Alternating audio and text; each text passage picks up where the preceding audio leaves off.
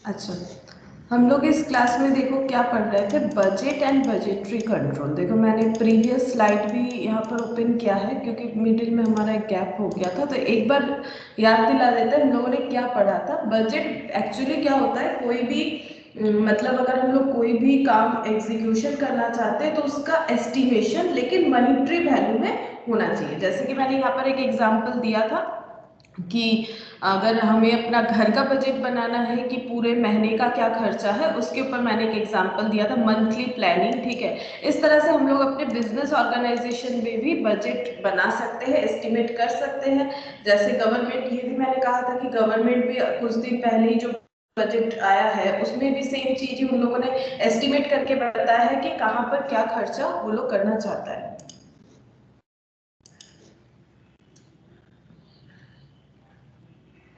Good morning दर्शन। अच्छा, तो budget और बजट में एक चीज मैंने बताया था, देखो बजट और एक्चुअल में फर्क हो सकता है। ठीक है, मैंने सोचा कुछ और था, खर्चा क्या होगा, हो सकता है एक्चुअली में उससे कम या ज्यादा हो। इसका कंपैरिजन भी हमें करना चाहिए, उसका रीजन भी फाइंड आउट करना चाहिए। उस पर कुछ पॉइंट्स मैंने लिखा था कि बजट हमें किस किस चीजों में हेल्प कर सकता है, प्लानिंग में हेल्प कर सकता है, जो प्रिपेयर फॉर फ्यूचर पीरियड, ये प्लानिंग में हेल्प करता है। फ्यूचर पीरियड के लिए हम लोग बनाते हैं बजट और इसे डॉक्यूमेंट किया जाता है, मतलब इसे रिटर्न किया जाता है। मतलब जस्ट ओरली बोलने से बजट नहीं होता है, उसका एक डॉक्यूमेंटेशन। इसीलिए देखो बजट का जो भी अभी जो बजट आया है वो उसके रिगार्डिंग बुक्स बन सकता है। ठीक है, अभी तो इंटरनेट पे ही मिल जाता है, तो वो डॉक्यूमेंटेड है, लिखा हुआ है। ठीक है, उसे हम लोग रीड कर सकते हैं। It is based on past experience, previously कहाँ कितना खर्चा हुआ है उस हिसाब से हम लोग इसे रिकॉर्ड कर सकते हैं। Variations are possible in budget, जैसे कि मैंने कहा एक्चुअल और बजट में हमारा फर्क हो सकता है।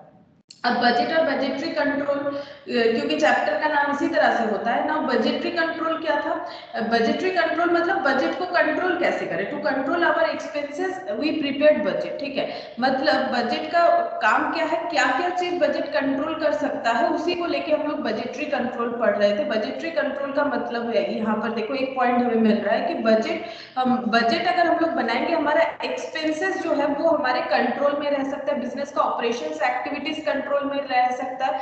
All operations are come into controlled environment, और जितना भी हमारा ऑपरेशंस है वो एक कंट्रोल एनवायरनमेंट के अंदर चल सकता है। टाइप्स ऑफ बजट में देखो चार तरह का मैंने लिखा था, कैपेसिटी, कवरेज, पीरियड और कंडीशनल। तो कैपेसिटी में फिक्स्ड, फ्लेक्सिबल, कवरेज में फंक्शनल और मास्टर बजट, पीरियड में long term, short term, condition में बेसिस और करंट। ठीक है, इसके अलावा मैंने यहाँ पर एक दिखाया था कि देखो बजट कितने तरह का होता है। नॉर्मली जो हम लोग पढ़ते हैं, जैसे कि कोई भी एक ऑर्गेनाइजेशन अगर है, उसको सबसे पहले अपना टारगेट सेल का फिक्स करना चाहिए। जितना वो सेल करना चाहता है उसी हिसाब से उसे प्रोडक्शन करना पड़ेगा। ठीक है, जैसे घर पे जितने पर्सन रहेंगे उसी हिसाब से खाना बनेगा, उसी तरह से जितना प्रोडक्शन हमें करना है, जितना सेल, सॉरी, प्रोडक्शन कितना करना है उतना नहीं प्रोडक्शन करेंगे, जितना सेल करना है उतना प्रोडक्शन करेंगे। ठीक है, मुझे जितना यूनिट मेरा टारगेट है सेल करने का, उसी बेसिस पे मुझे अपना प्रोडक्शन करना पड़ेगा। ठीक है, प्रोडक्शन बजट। उसके बाद प्रोडक्शन करते हुए हमें जो भी चीजों का जरूरत होता है, जैसे कि मेन जो होता है मेटेरियल, लेबर, ओवरहेड, उसका भी बजट हमें करना पड़ सकता है। हम लोग मेटेरियल खरीदने जा सकते हैं, और ये सब जो कैश का एक्सपेंसेस होगा उसके रिगार्डिंग कैश बजट बनेगा, और ये पूरा जो बजट है दैट इज मास्टर बजट। अब फिक्स, फ्लेक्सिबल, अगर ये किसी एक पर्टिकुलर यूनिट के लिए ये सारा बजट बन रहा है दैट इज फिक्स्ड बजट। अब मान लो उसी यूनिट से थोड़ा कम थोड़ा ज्यादा, ठीक है, या फिर ज्यादा, जैसे मैंने यहाँ पर 1,50,000 1,50,000 कहा था, 1,00,000 1,50,000 2,00,000 ऐसा भी हो सकता है, कम के साइड भी हो सकता है। तो अगर मतलब फ्लेक्सिबिलिटी रख रहे हैं कि यूनिट में अगर कम या ज्यादा चेंजेस हो तो बजट में क्या फर्क पड़ेगा, दैट इज फ्लेक्सिबल बजट। ठीक है, उसके बाद मैंने यहाँ पर सेल्स बजट जो भी कहा था उसको लिखवाया था कि सेल्स बजट क्या होता है। ठीक है, और सबसे पहले हमें यही प्रिपेयर करना पड़ता है, इसीलिए this budget represent the target to be achieved by marketing department of business organisation. ठीक है, अब फिर प्रोडक्शन बजट कहा था क्योंकि सेल्स के बाद तो प्रोडक्शन का ही बारी आता है। ठीक है, प्रोडक्शन करने के लिए हम लोगों ने रॉ मटेरियल खरीदना पड़ेगा, उसका भी बजट हम लोगों ने लिखा था। उसके बाद यहाँ पर हम लोगों ने कुछ सम्स किए थे, इलास्ट्रेशन 1, और यहाँ पर एक फीफो बेस्ड सम्स था जो लास्ट में किए थे, काफी इंपॉर्टेंट था ये वाला, यहाँ तक हम लोगों ने किया। अच्छा, आज हम लोग क्या करेंगे, देखो आज हम लोग स्टार्ट करते हैं फ्लेक्सिबल बजट से, ठीक है। तो हम लोगों ने देखो परचेज बजट किया, सेल्स बजट किया और raw material purchase budget, only purchase budget भी किया, ठीक है। अब फ्लेक्सिबल बजट करते हैं। देखो फ्लेक्सिबल बजट क्या होता है। फ्लेक्सिबल बजट पहले एक बार लिख लेते हैं, पता तो है क्या होता है, जस्ट एक बार लिख लेते हैं इसे। This is the budget, this is the budget which is flexible enough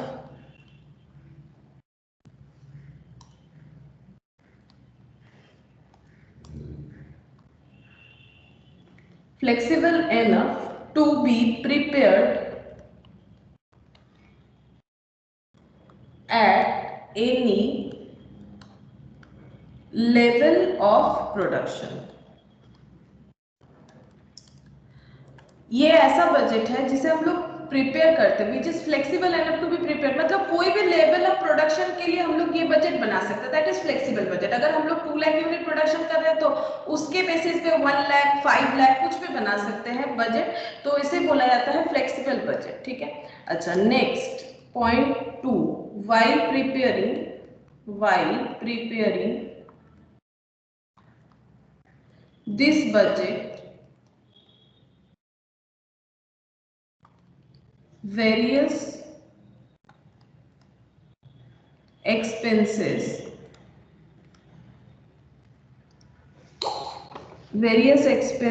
divided into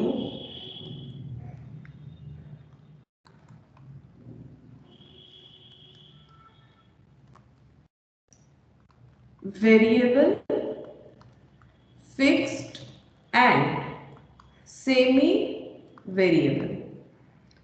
अब देखो क्या बोल रहा है, जब हम लोग ये बजट प्रिपेयर करते हैं, मीन्स फ्लेक्सिबल बजट जब हम लोग प्रिपेयर करते हैं, तब हमें जो भी एक्सपेंसेस होता है, क्योंकि जो भी मॉनेटरी एक्सपेंसेस होता है उसे हम लोग मतलब 3 तरह से क्लासिफाई करेंगे या फिर 3 कैटेगरी में डिवाइड कर सकते हैं। एक होता है वेरिएबल, मतलब करना ही पड़ेगा, वेरिएबल एक्सपेंसेस का अलग कैटेगरी शो करना चाहिए, फिक्स्ड एक्सपेंसेस का अलग, और सेमी वेरिएबल या सेमी फिक्स्ड एक ही बात है। सेमी वेरिएबल जो होता है उसे हम लोग लिख सकते हैं सेमी फिक्स्ड भी।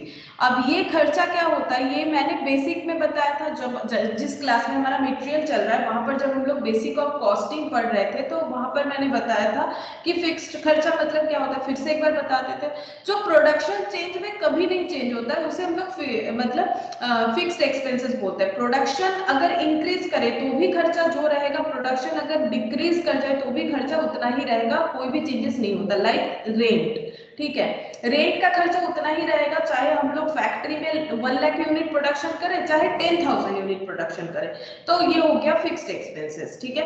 अच्छा वेरिएबल क्या होता है, जैसे कि इलेक्ट्रिसिटी, वेरिएबल मतलब जितना कंजम्पशन करेंगे उसके हिसाब से हमें पेमेंट करना है। या फिर मान लो जो लेबर लोगों से हमारा इस तरह का कॉन्ट्रैक्ट होता है कि आप जितना प्रोड्यूस करके हमें दोगे उस हिसाब से आपको पेमेंट मिलेगा।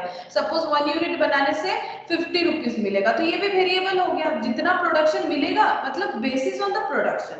और सेमी वेरिएबल या सेमी फिक्स्ड खर्चा मतलब जो खर्चा आधा वेरिएबल है और आधा फिक्स्ड है, ठीक है। ऐसा खर्चा डिपेंड करता है क्या होगा, हमारे मतलब जो सम्स रहेंगे उसमें बता दिया जाएगा कि ये जो खर्चा है ये सेमी वेरिएबल है, ठीक है। जैसे कि मान लो सेल्समैन का कमीशन भी कभी कभी सेमी वेरिएबल सेमी फिक्स्ड हो सकता है। कैसे, जैसे मान लो बता दिया सेल्समैन को कि आपको मंथली 5,000 मिलेगा, ये तो फिक्स्ड है, मंथली 5,000 मिलेगा, लेकिन आप अगर उससे ज्यादा प्रोडक्शन मतलब मंथली 5,000 मिलेगा, आप जितना भी सेल करवा दो, लेकिन अगर आप 10,000 यूनिट से ज्यादा सेल करवाते हो तो आपको 10% और मिलेगा, 12,000 करवाते हो तो फिर आपको 11% मिलेगा, तो ये हो गया वेरिएबल। ऐसा बहुत सारा खर्चा हो सकता है। अब ये आधा वेरिएबल आधा फिक्स्ड, क्योंकि उन्हें फिक्स्ड तो एक मिलेगा और बाकी उनके परफॉर्मेंस के ऊपर डिपेंड करता है कि कितना और पेमेंट मिल सकता है, जो कि वेरी करेगा, तो दैट इज सेमी वेरिएबल या फिर सेमी फिक्स्ड हम लोग कह सकते हैं।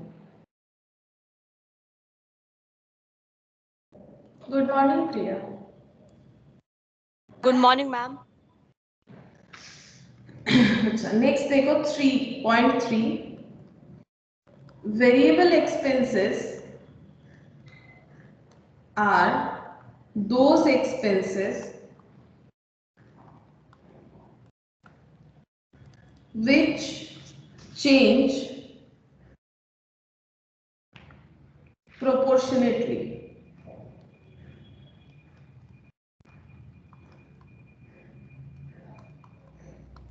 जो कि प्रोपोर्शनेटली चेंज होता है। प्रोपोर्शनेटली किसके ऊपर डिपेंड करके? आउटपुट के ऊपर डिपेंड करके। अच्छा, उसके बाद फिक्स्ड एक्सपेंसेस क्या होता है? Fixed expenses are those expenses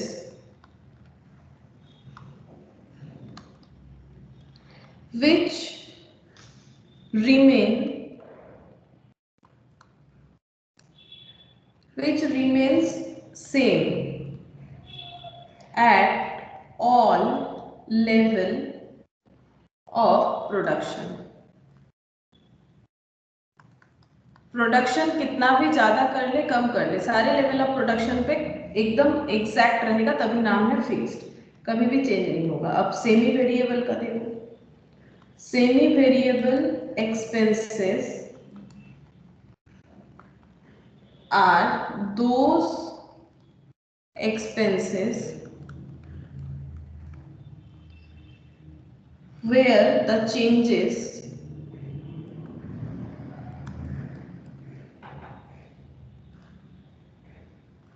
is not proportionate, जहां पर चेंज जो है वो प्रोपोर्शनेटली नहीं है, मतलब पूरा वेरिएबल थोड़ी ना है। प्रोपोर्शनेटली चेंज अगर हो जाता है तो वो तो वेरिएबल हो गया, लेकिन प्रोपोर्शनेटली चेंज नहीं होगा, कुछ फिक्स रहेगा कुछ वेरिएबल रहेगा, उसे हम लोग कहेंगे सेमी वेरिएबल। तो ये हमारा फ्लेक्सिबल बजट का नोट है, ठीक है। फ्लेक्सिबल बजट क्या होता है, इसे अगर हम लोग रीड करेंगे तो हम लोग आसानी से समझ जाएंगे कि फ्लेक्सिबल बजट क्या होता है। अच्छा, अब हम लोग फ्लेक्सिबल बजट पे एक क्वेश्चन करते हैं। देखो, फ्लेक्सिबल बजट पे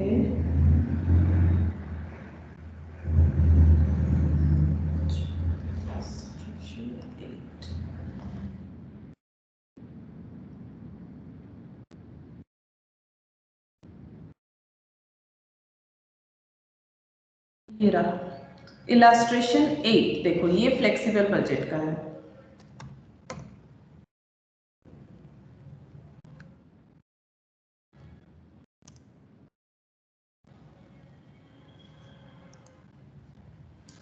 अच्छा, क्या बोला है देखो, ड्रॉ अप ए flexible budget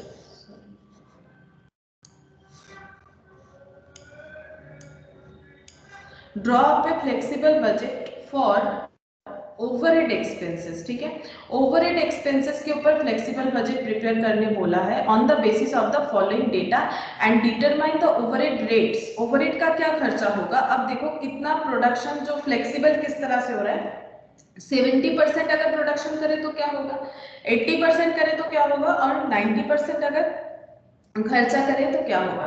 plant capacity eight 80% capacity, मतलब प्लांट अगर 80% कैपेसिटी पे चलता है तो क्या क्या खर्चा हो रहा है उसका हमें डेटा दिया हुआ है, क्योंकि कुछ एक बेसिस नहीं रहेगा, क्योंकि बजट तो पास्ट एक्सपीरियंस पे होता है ना, तो कुछ अगर हमारे पास पास्ट डेटा नहीं होगा तो बजट प्रिपेयर करना थोड़ा मुश्किल हो जाता है, तो इसीलिए पास्ट एक्सपीरियंस हमेशा हमें मिल जाएगा क्वेश्चन में, ठीक है। तो 80% कैपेसिटी का दिया हुआ है, मतलब इन लोगों ने पहले 80% कैपेसिटी पे काम किया हुआ है। इनडायरेक्ट लेबर का खर्चा 12,000।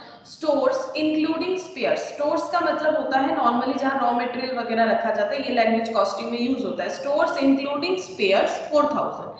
सेमी वेरिएबल में देखो, ये देखो बता दिया ना, सेमी वेरिएबल पावर और पावर का ये देखो 30% फिक्स्ड और 70% वेरिएबल, मतलब 100% में 30% फिक्स्ड और 70% वेरिएबल है पावर का खर्चा। रिपेयर्स कुछ फिक्स्ड है कुछ वेरिएबल, यानी ये भी सेमी वेरिएबल हो गया, 60% फिक्स्ड 40% वेरिएबल, और ये टोटल अमाउंट। अच्छा, उसके बाद दिया हुआ है फिक्स्ड ओवरहेड।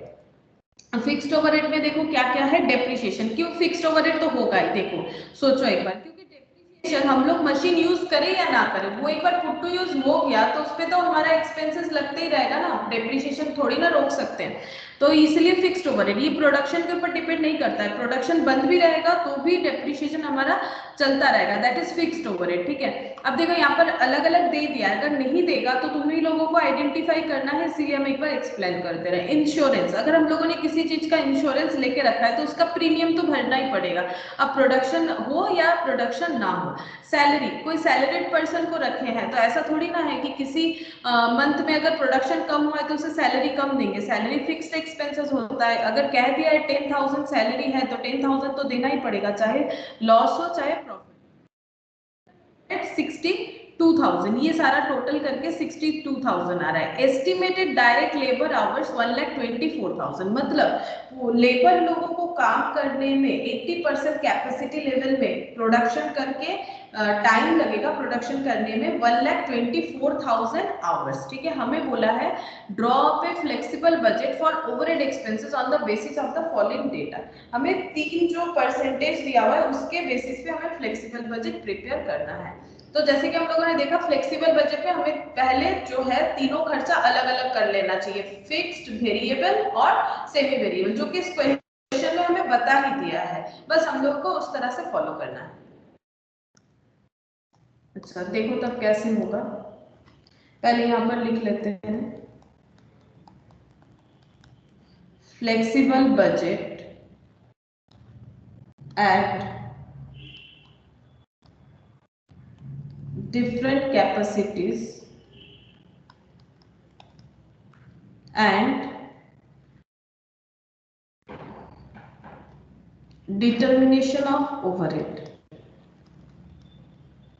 या फिर कैलकुलेशन भी लिख सकते हो, डिटर्मिनेशन ऑफ ओवरहेड।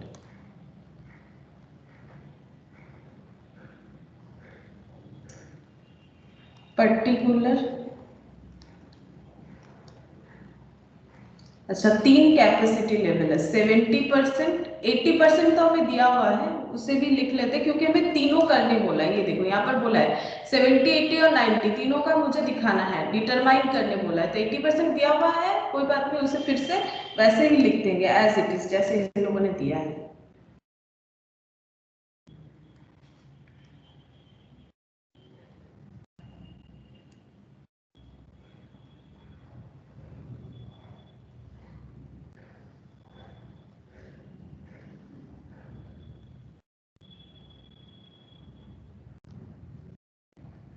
अच्छा सबसे पहले वेरिएबल लिख लेते हैं, जैसे दिया हुआ है सबसे पहले हमारे पास वेरिएबल ही है तो वेरिएबल लिख लेते हैं, वेरिएबल ओवरहेड,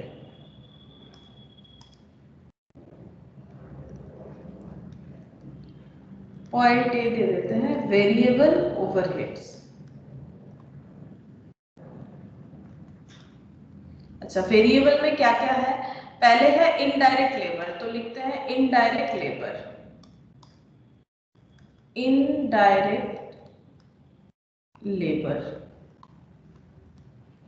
और यहाँ पर देखो 80% का बता दिया है कितना 12,000, तो यहाँ पर 80% में लिख देते हैं 12,000। अच्छा उसके बाद बोला है स्टोर्स इंक्लूडिंग स्पेयर्स 4,000, तो स्टोर्स इंक्लूडिंग स्पेयर्स 4,000।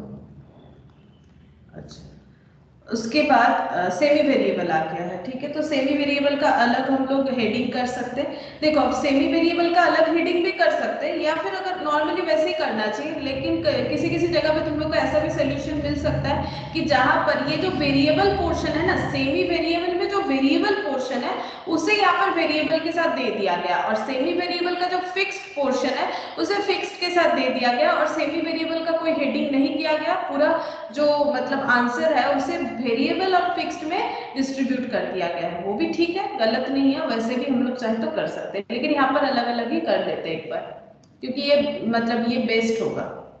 अच्छा अब मुझे बताओ इनडायरेक्ट लेबर अगर 80% के लिए 12,000 है तो 70% के लिए कितना होगा, यूनिटरी मेथड करो, अगर 80% इक्विवेलेंट टू 12,000 है तो 70% कितना हो जाएगा, 12,000 डिवाइडेड बाई 80% इंटू 70%, देखो कितना होता है।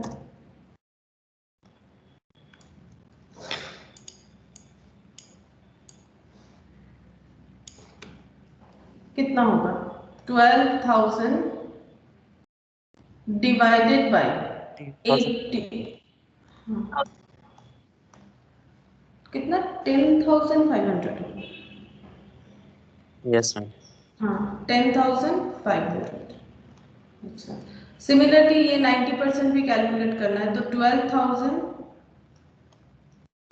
Divided by 80 into 90 13,500। अब ये वाला भी देखना पड़ेगा 4,000 divided by 80% divided by 80 into एक बार 100 कर लेते हैं तो 100 का पता चल जाएगा 100 का कितना है 5,000 तो 70% का कितना होगा 5,000 इंटू 70%। एक बार 100% निकाल लेते हैं तो और भी जल्दी हो जाएगा। 100% कितना आ गया 100% आ गया 5,000 तो 70% कितना होगा 5,000 इंटू 70% 3,500 और 5,000 इंटू 90% 4,500 ऐसे भी कर सकते हो। अब टोटल करेंगे वेरिएबल एक्सपेंस टोटल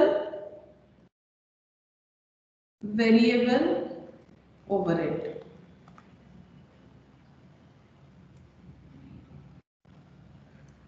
अच्छा टोटल कितना हो रहा है ये हो रहा है 13,000 और ये 14,000 हो जाएगा। अच्छा उसके बाद ये हो गया 16,000।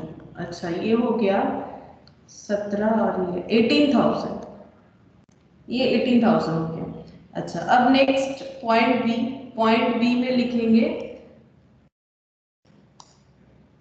Semi variable overhead. Semi variable overhead semi variable overhead. अब इसमें देखते हैं क्या क्या है।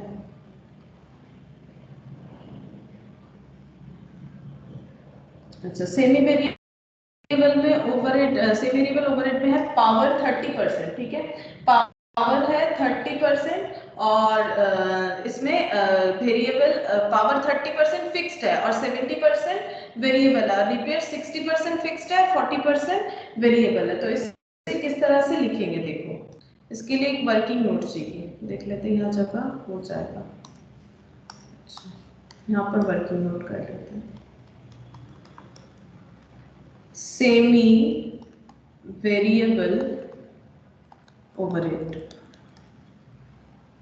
अच्छा 70% 90% अच्छा 80% भी कर लेते हैं 80% एंड 90%।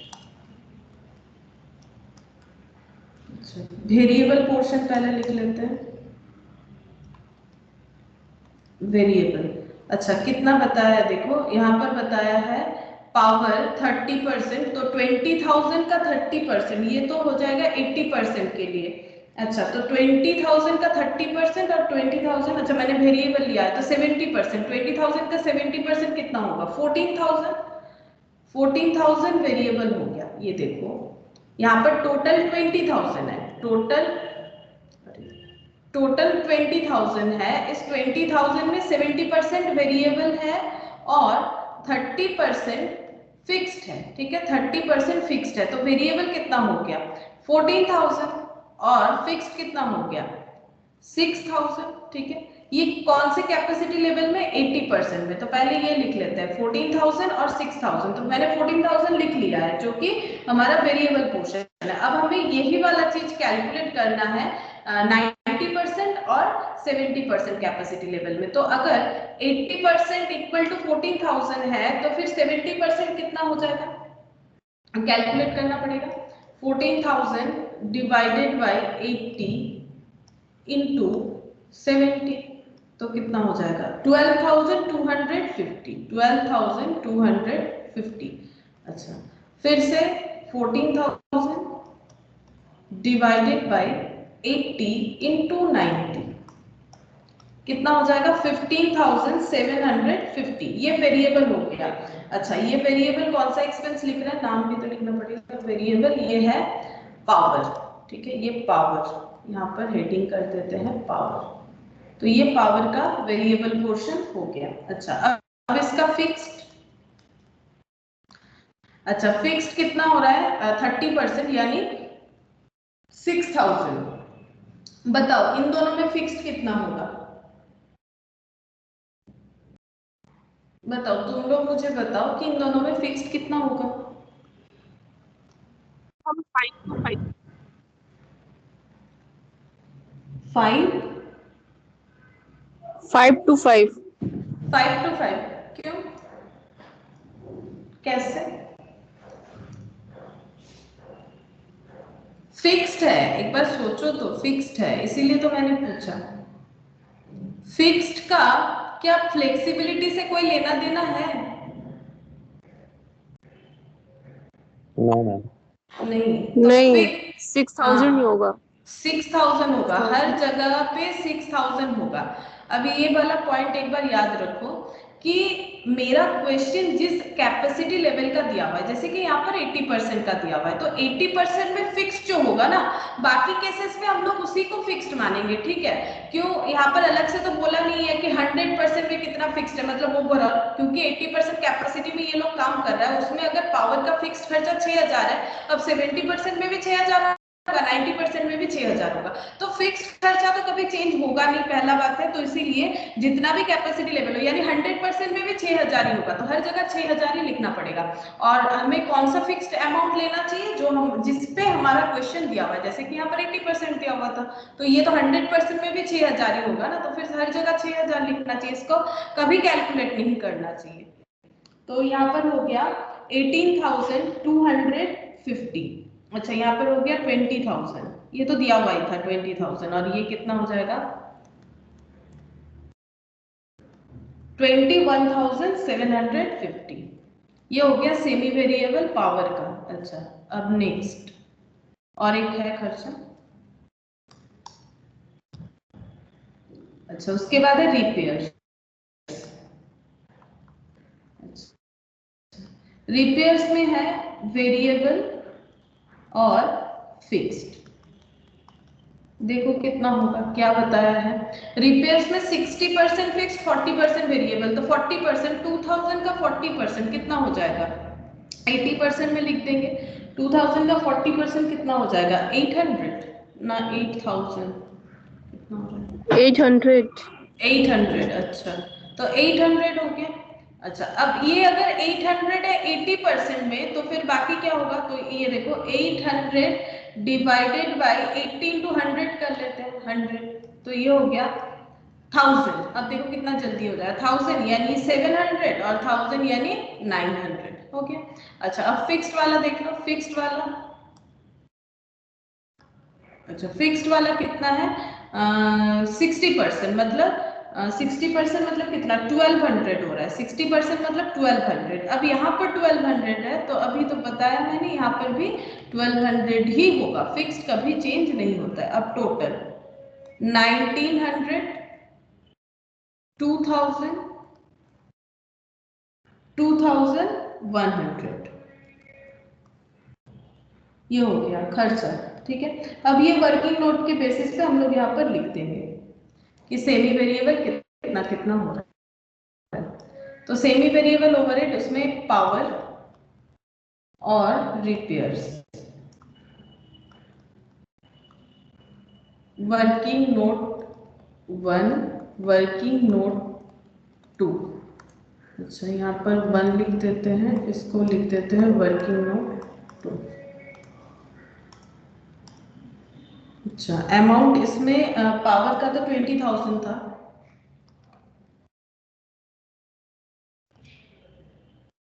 18,250, 21,750, 18,250, 21,750। रिपेयर्स, रिपेयर्स हो जाएगा, यहाँ पर तो 2000 था और 1900 और 2100, 1900 और 2100। ये टोटल कर लेते हैं, तो 5 20,150, 22,000, 23,850, 50, टोटल सेमी वेरिएबल ओवरहेड। अच्छा, अब फिक्स्ड खर्चा,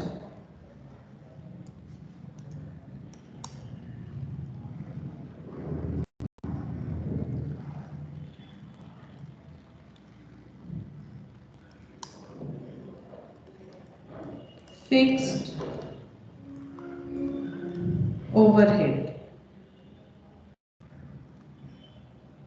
फिक्स्ड ओवरहेड में देखो क्या क्या है, ये सबसे आसान होगा। Depreciation, insurance, salary. Depreciation, insurance और सैलरी। डेप्रिसिएशन, इंश्योरेंस और सैलरी। अच्छा, देखो डेप्रिसिएशन कितना है, डेप्रिसिएशन है 11,000, 3,000 और 10,000, तीनों खर्चा। तो 11,000, 3,000 और 10,000। बताओ बाकी में कितना कितना लिखे? बाकी में मैम फिक्स्ड है ना, 11, 33 और 10,000। जैसा है वैसा ही रहेगा। इसको कैलकुलेट कर दोगे तो गलत। 10,000, 10,000। अच्छा, 10, 10, 20 और ये 24,000। ये भी 24,000 होगा, सेम डेटा है, ये भी 24,000 होगा। इसे टोटल फिक्स्ड ओवरहेड, ठीक है, टोटल फिक्स्ड ओवरहेड। अच्छा, एक गलती हो गया यहाँ पर वर्किंग में, ठीक है, यहाँ पर कर लेते हैं। अच्छा, अब हम लोग टोटल करेंगे, पूरा टोटल करेंगे, total A plus B plus सी, ठीक है, तीनों का टोटल कर लेते हैं। अच्छा, यहाँ पर लिख लेते हैं एक बार, 70%, 80% और 90%।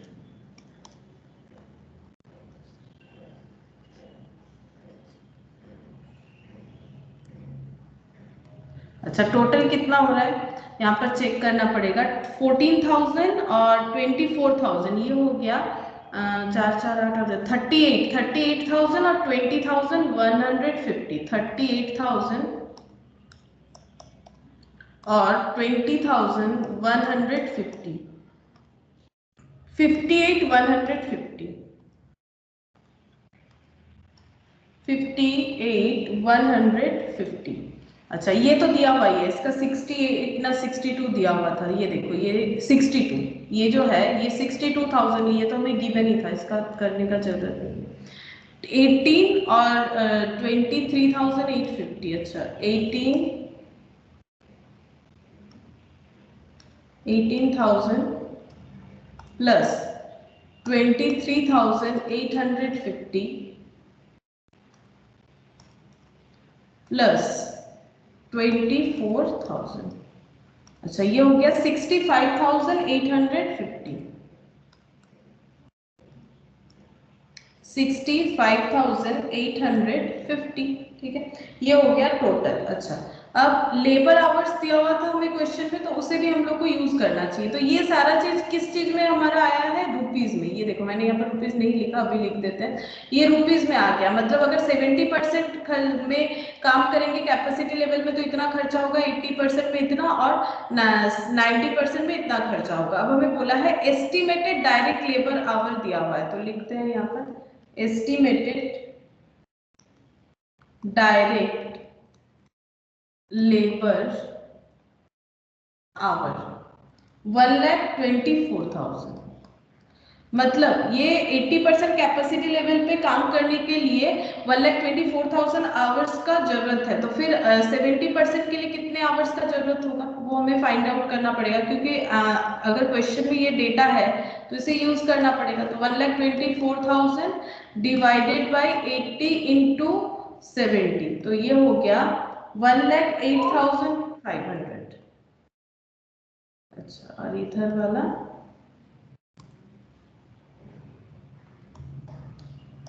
1,24,000 divided by 62,000 into 65,850।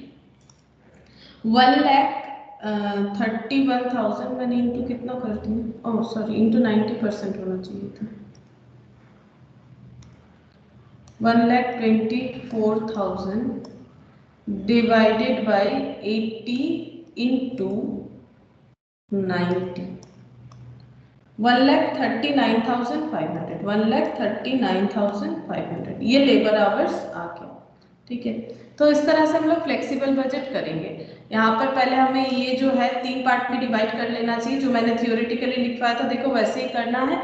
और जब फिक्स्ड का बात आएगा तो फिक्स्ड हमें चेक नहीं, मतलब उसे और अलग से आइडेंटिफाई नहीं करना है, फिक्स्ड हर लेवल पे फिक्स्ड ही होता है। तो जो गिवन हमारा स्टैंडर्ड है जैसे कि 80% का फिक्स्ड जो भी है वो 70-90% में भी लागू हो जाएगा, बाकी हमें यूनिटरी मेथड के साथ कैलकुलेट करना है। अच्छा, नेक्स्ट देखते हैं।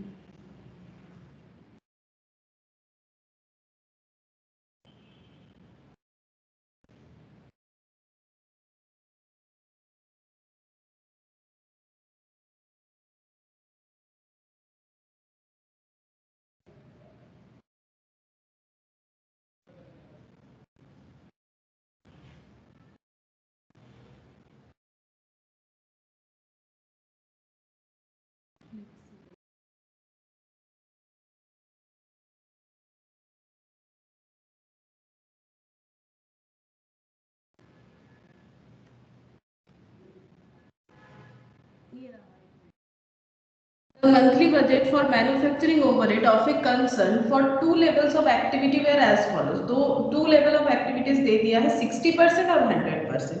बजटेड प्रोडक्शन 60% में 600 यूनिट, 100% में 1000 यूनिट। अच्छा, उसके बाद वेजेस दिया हुआ है 1200, 2000।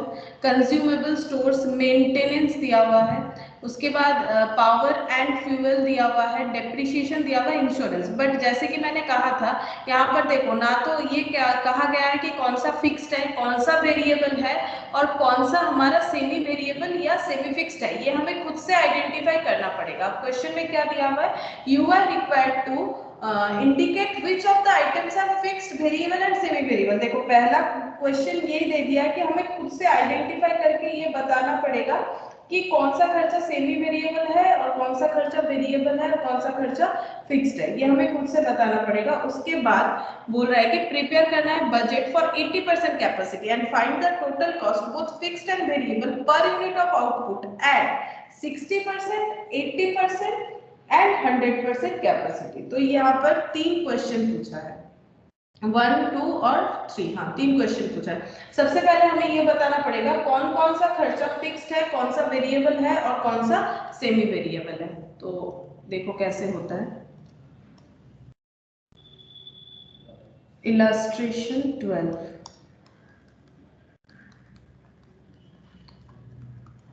फिक्स्ड खर्चा कौन कौन सा है ये बताना है। अच्छा, उसके बाद यहाँ पर लिखते हैं वेरिएबल, वेरिएबल खर्चा कौन सा है ये बताना है। उसके बाद सेमी वेरिएबल, तो यहाँ पर हम लोग लिखेंगे कि कौन कौन सा खर्चा फिक्स्ड है, कौन सा वेरिएबल है और कौन सा सेमी वेरिएबल है। अच्छा बताओ कि कौन सा खर्चा फिक्स्ड है, कौन सा वेरिएबल है। जैसे कि वेजेस, बताओ वेजेस वेरिएबल है या फिक्स्ड है, कैसे आइडेंटिफाई करोगे, मतलब मुझे रीजन बताओ। वेजेस का ऐसा खर्चा है, वेजेस वर्कर के ऊपर डिपेंड करता है। फिक्स्ड है, ऐसे नहीं समझ पाएंगे हम लोग ये फिक्स्ड है या वेरिएबल है। इसको समझने का एक ही कंडीशन है, देखो फिक्स्ड खर्चा जो होता है वो पर यूनिट पे चेंज होगा। ठीक है, अच्छे तरीके से सुनो, पर यूनिट पे चेंज होगा। जैसे रेंट का खर्चा, रेंट का खर्चा पर यूनिट पे चेंज होता है। मतलब अगर मान लो एक घर में 2 जन है, ठीक है, और रेंट है 10,000, तो पर यूनिट कितना रेंट हो गया, मतलब पर पर्सन कितना रेंट हो गया, 5,000 5,000।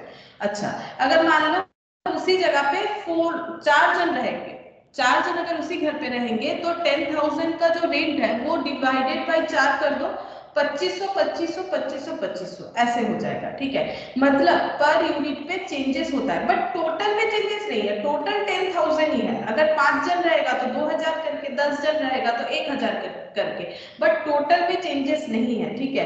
तो फिक्स जो खर्चा होता है वो टोटल में चेंज नहीं होता है, बट पर यूनिट में चेंज होता है।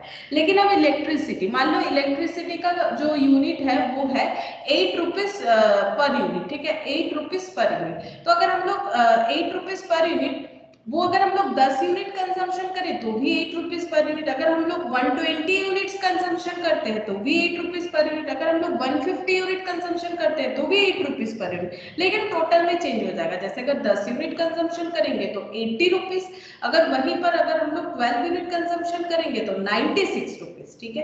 तो यहाँ पर हमें वही देखना है कि पर यूनिट में कौन चेंज होता है और पर यूनिट में कौन चेंज नहीं हो रहा है।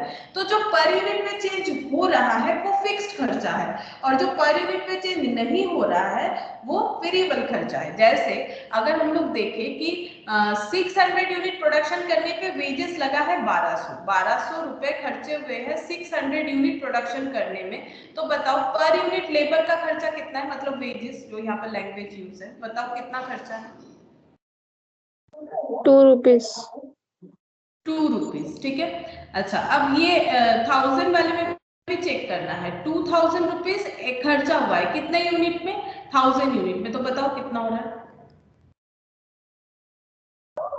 ये वेरिएबल हो गया 2 2 तो ये, रुपीज। हाँ, तो ये वेरिएबल हो गया। इलेक्ट्रिसिटी का एग्जांपल याद रखो, वेरिएबल हो गया कि मेरा पर यूनिट में कोई भी चेंजेस नहीं है, तो मैंने आइडेंटिफाई कर लिया वेजेस मेरा वेरिएबल एक्सपेंसेस है, ठीक है। इस तरह से हमें आइडेंटिफाई करना पड़ेगा। वैसे देखो सिर्फ नेचर देख के नहीं समझ सकते, हर एक इंडस्ट्री में हर एक चीज फिक्स वेरिएबल होगा ऐसा जरूरी नहीं है, ठीक है। तो जहां पर हमारे पास ऑप्शन है कि हम लोग चेक कर सकते हैं, ये चेक तभी कर पाएंगे ना जब 2 साल का डेटा है, मतलब 2 कैपेसिटी लेवल का है, अदरवाइज तो नहीं कर पाते। अगर चेक कर पाएंगे तो हमें चेक करना पड़ेगा, ठीक है। तो वेजेस जो है वो वेरिएबल हो गया, तो यहाँ पर वेजेस लिख देते हैं, वेजेस जो है वो वेरिएबल हो गया। अच्छा, नेक्स्ट तुम लोग मुझे बताओ, मैंने तो सिखाया किस तरह से करना है। कंज्यूमेबल स्टोर्स, इसका चेक करते हैं, चलो देखो क्या आता है। कंज्यूमेबल स्टोर्स मतलब नॉर्मली तो रॉ मटेरियल होता है, ये वेरिएबल होना चाहिए, ठीक है। अब चेक करते हैं होता है कि नहीं। 900 रुपीज का खर्चा हुआ है कितना यूनिट प्रोडक्शन के लिए? 600, तो पर यूनिट देख लो। और 1500 रुपीज का खर्चा हुआ है 1000 यूनिट प्रोडक्शन के लिए, तो देखो कितना होता है पर यूनिट। ये तो 1.5 दिख रहा है मुझे। अच्छा, ये भी 1.5, हाँ 1.5, तो बताओ ये कैसा खर्चा होगा? वेरिएबल होगा। वेरिएबल, तो कंज्यूमेबल स्टोर्स भी क्या हो गया? वेरिएबल हो गया, तो इसे लिखना पड़ेगा कंज्यूमेबल स्टोर्स यहाँ पर।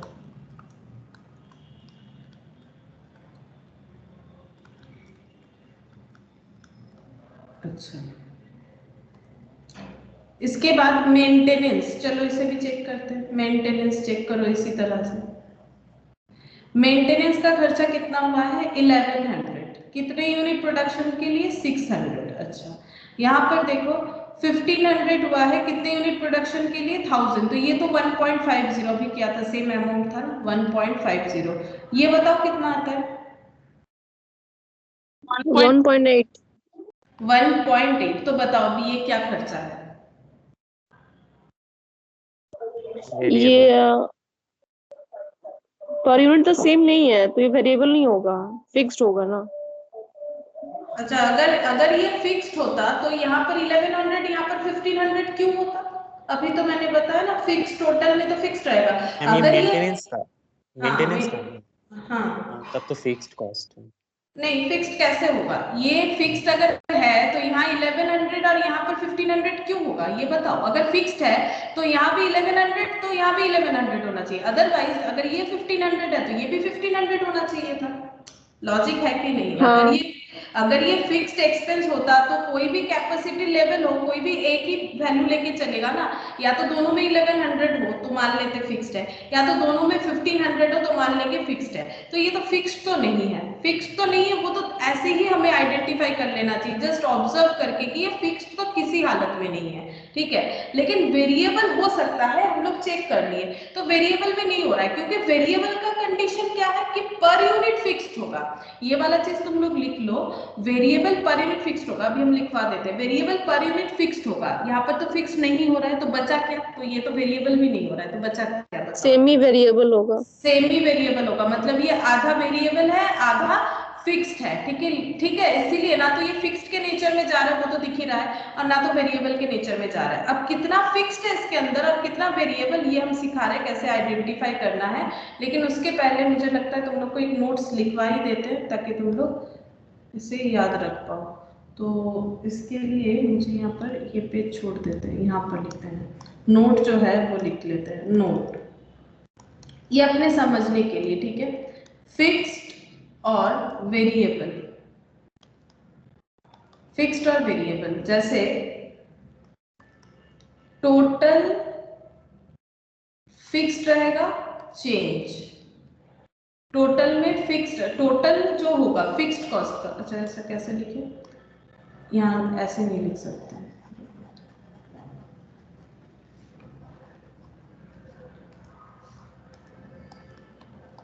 टोटल कॉस्ट और कॉस्ट पर यूनिट, ठीक है।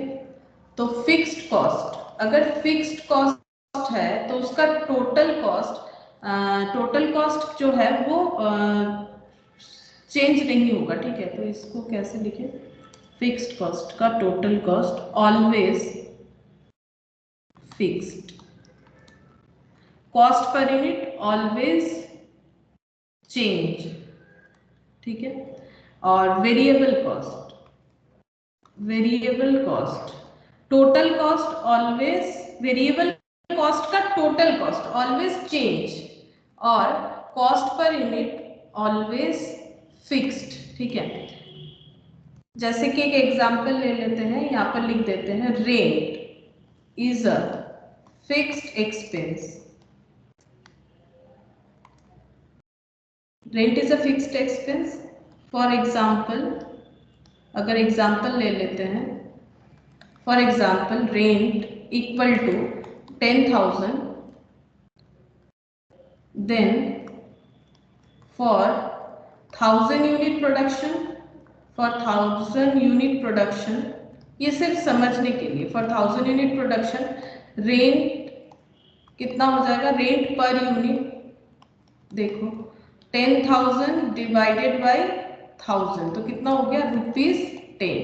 अच्छा, और for 5,000 unit production rent per unit कितना हो गया, 5,000, 10,000 डिवाइडेड बाय 5,000 तो कितना हो गया, ₹2।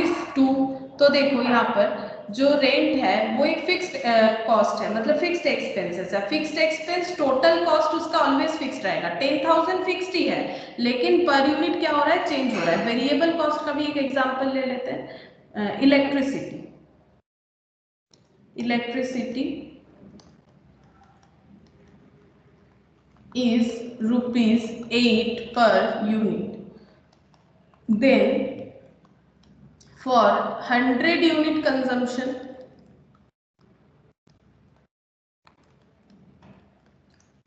बिल, जो बिल आएगा इलेक्ट्रिसिटी का bill is ₹800 for 200 unit consumption it will be 1,600, 8 into 2 1,600, sorry मैंने 16,000 लिख दिया, 1,600।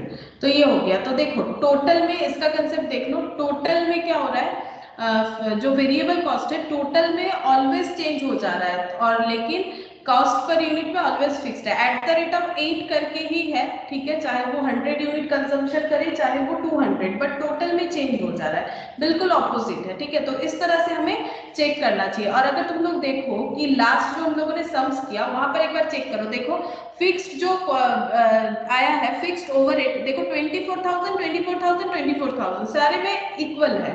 अच्छा, जो वेरिएबल आया था देखो 14,000 16,000 18,000 हो गया, टोटल किया हुआ था, टोटल में सारा चेंजेस है, लेकिन फिक्स्ड कॉस्ट टोटल में सारा इक्वल है। अब यूनिट जो पर यूनिट के हिसाब से अगर देखें तो ये 70% के लिए 14,000 है, तो 1% के लिए कितना होगा, देखो 14,000 डिवाइडेड बाय 70%, यानी 1% के लिए कितना हो गया 200। यहाँ पर भी देखो 1% के लिए 200 ही होगा। 16,000 बाई 80 कर लो 200, ठीक है। 18,000 बाई 90 कर लो 200, मतलब पर यूनिट उतना ही है, ठीक है। यही हम बताना चाह रहे हैं कि पर यूनिट उतना ही है। तो अब याद रहेगा, मुझे जितना लगता है कि अब समझ में आ रहा है क्या हो रहा है। अच्छा, अब हमें क्या करना है, सेमी वेरिएबल खर्चा आइडेंटिफाई करना है, जो कि हम लोगों ने कर दिया, ठीक है। हमारा कौन सा खर्चा सेमी वेरिएबल आ गया, यहाँ पर मेंटेनेंस, मेंटेनेंस को यहाँ पर लिख देते हैं सेमी वेरिएबल में, मेंटेनेंस। अच्छा, उसके बाद कौन सा खर्चा है, देखो उसके बाद खर्चा है, बताओ पावर एंड फ्यूल। बताओ जैसे मैंने सिखाया उस तरह से चेक करके मुझे बताओ कितना होगा पावर एंड फ्यूल। तो पावर का 1600 का खर्चा है, कितना प्रोडक्शन के लिए चेक कर लेते, 1600 है, 600 और 1000, 1600 है, सेमी वेरिएबल होगा, ये भी सेमी वेरिएबल होगा, और ये 2000 डिवाइडेड बाय 1000, यहाँ पर कितना खर्चा हो रहा है 2 रुपया, यहाँ पर कितना खर्चा हो रहा है कुछ 2 पॉइंट समथिंग आ रहा होगा, ठीक है। 6 2 12 2.66, हाँ ऐसा आ रहा है।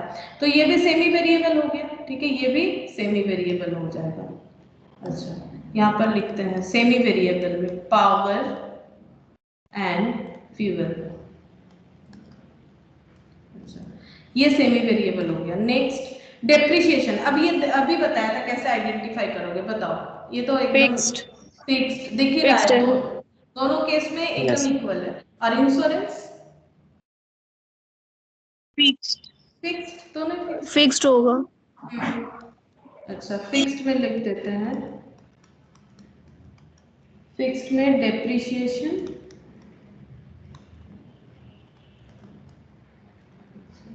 यहाँ पर इंश्योरेंस। अच्छा, तो ये फर्स्ट क्वेश्चन का आंसर हमारा आ गया, ठीक है। कौन सा खर्चा फिक्स्ड है और कौन सा खर्चा वेरिएबल है, क्वेश्चन नंबर 1। अच्छा, अब बोला है कि prepare a budget for 80% capacity. 80% capacity का पहले हमें बजट बना के देना है, तो 80% कैपेसिटी का हम लोग बजट बनाएंगे। तो पॉइंट 2 बजट फॉर 80% कैपेसिटी। तो 80% कैपेसिटी, और इसका डिटेल्स देखते हैं। 80% कैपेसिटी ये कितने परसेंट में दिया हुआ था,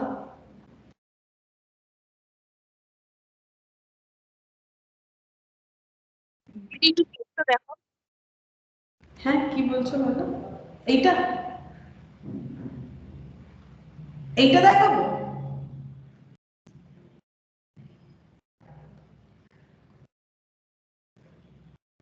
শুনতে পেলাম না প্রশ্ন।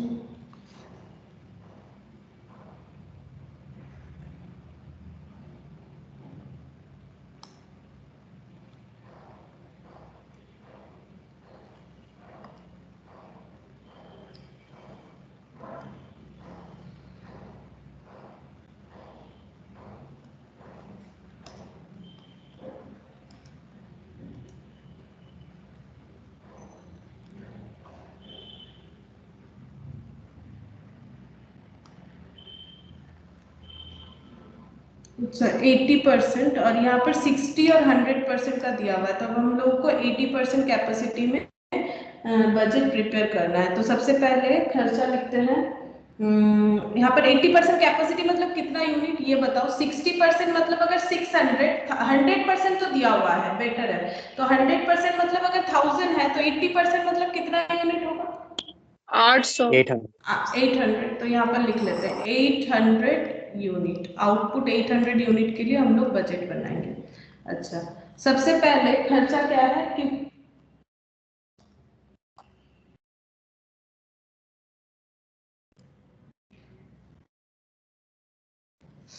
अच्छा, सबसे पहले खर्चा है वेजेस का। देखो वेजेस दिया हुआ है, वेरिएबल वेजेस। अच्छा, wages eight the rate of कितना करके है, 2 करके है। क्यों एट द रेट ऑफ 2 लिख रहे हैं? देखो 800 यूनिट है ना, हम लोग इजीली कैलकुलेट कर सकेंगे।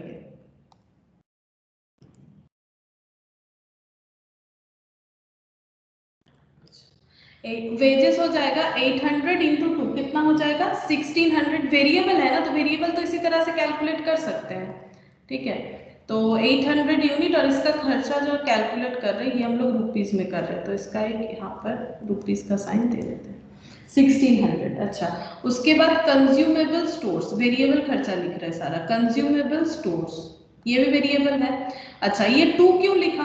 ये 2 तो आया था ना, एक बार देखो, अगर तुम लोग को लग रहा है कि मैंने 2 क्यों लिख दिया, 2 ही तो आया था। 600 1200 डिवाइडेड बाय 600 और 2000 डिवाइडेड बाय 1000, 2 रुपीस करके आया था ना, इसीलिए मैंने 2 लिखा है। कंज्यूमेबल स्टोर का आया था शायद 1.5 करके, तो एट द रेट ऑफ 1.5, तो कितना हो जाएगा 1.5 इंटू 800 इंटू 1.5, 1.5, तो ये हो गया 1200, ये हो गया 1200। ये वेरिएबल खर्चा हो गया, ठीक है। वेरिएबल, टोटल वेरिएबल एक्सपेंस या फिर टोटल वेरिएबल कॉस्ट, कॉस्ट लिखना चाहिए एक्सपेंस में, टोटल वेरिएबल कॉस्ट, यहाँ पर लिख देते हैं वेरिएबल। ये पॉइंट ए दे दिया। अब पॉइंट बी, सेमी वेरिएबल। अच्छा, सेमी वेरिएबल में क्या क्या आ जाएगा, यहाँ पर हम लोगों ने लिख के रखा है पावर, फ्यूल एंड मेंटेनेंस। अच्छा, मेंटेनेंस,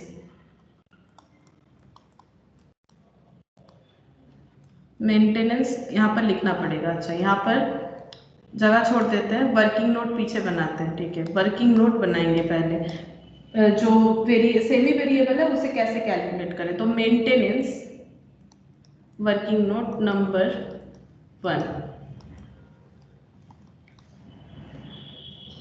कैसे कैलकुलेट करना चाहिए कि कितना वेरिएबल खर्चा है और कितना सेमी वेरिएबल है। तो मेंटेनेंस का अगर देखें तो मेंटेनेंस 1100 से 1500 हो जाता है अगर प्रोडक्शन 1000 से 600 होता है। मतलब वेरी कैसे कर रहा है, देखो खर्चा जो है वो 1500 हो जाएगा 1000 से, अगर हमारा प्रोडक्शन 600 से 1000 यूनिट हो जाएगा तो इसका मतलब खर्चे में कितना चेंजेस आ रहा है वो हमें देखना चाहिए, ठीक है। कैसे कैलकुलेट करना चाहिए, खर्चे में कितना चेंजेस आ रहा है। तो मेंटेनेंस का खर्चा कितना चेंज हो रहा है, 1000 से 1500 हो रहा है, ठीक है। इसका मतलब 500 रुपीज चेंजेस हो रहा है कब, अगर हमारा प्रोडक्शन 1000 यूनिट से 600 यूनिट से 1000 यूनिट हो रहा है, तो पर यूनिट में कितना चेंजेस हो रहा है, 500 चेंजेस हो रहा है 400 यूनिट का प्रोडक्शन चेंज होने पे।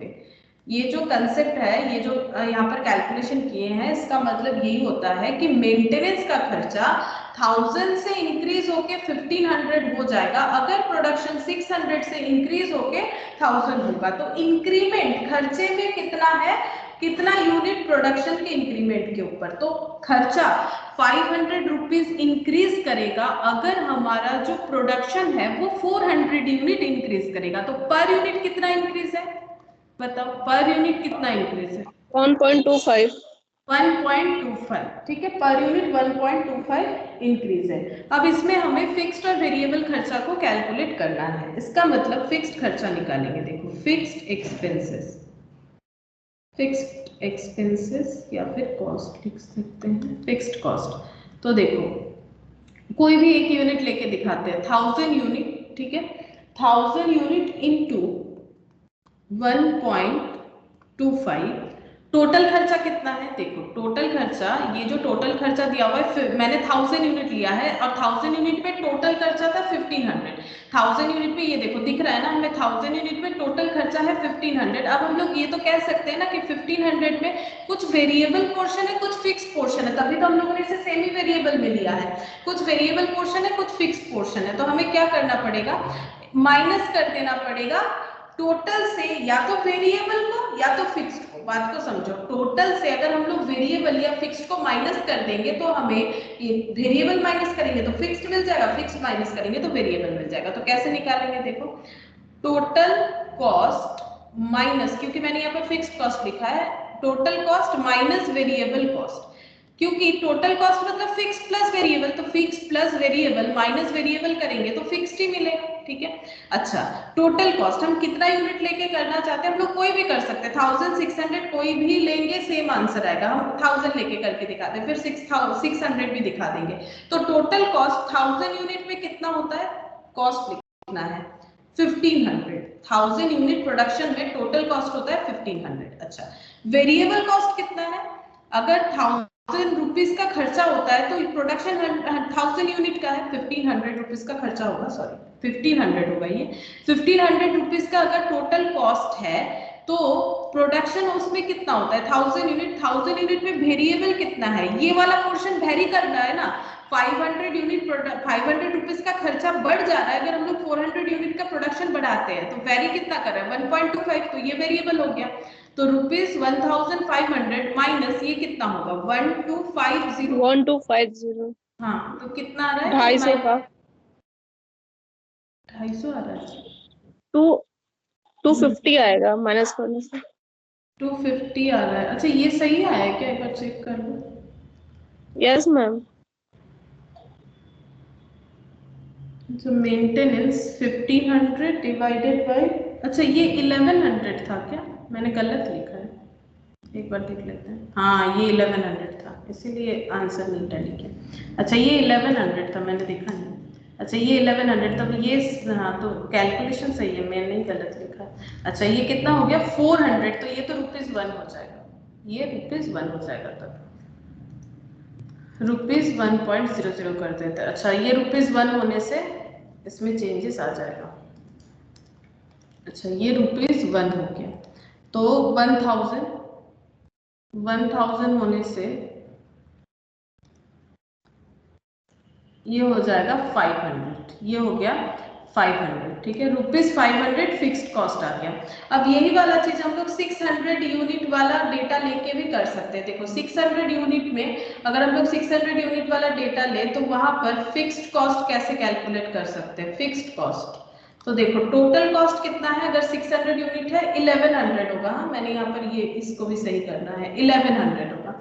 अच्छा, 1100 फिक्स्ड कॉस्ट, यहाँ से वेरिएबल हटा देते हैं, वेरिएबल कितना हो जाएगा 600 यूनिट इंटू ₹1 करके जो वेरी कर रहा है, तो फिर 1100 माइनस 600 तो कितना आ जाएगा 500। तो कोई भी डेटा ले लो, दोनों में ही 500 फिक्स्ड कॉस्ट आ गया, तो 500 हमारा फिक्स्ड कॉस्ट आ गया। सिमिलरली हम लोग पावर एंड फ्यूल के लिए भी अप्लाई करेंगे ये वाला concept. Working note 2 power and fuel, इसमें भी देखो टोटल कितना है,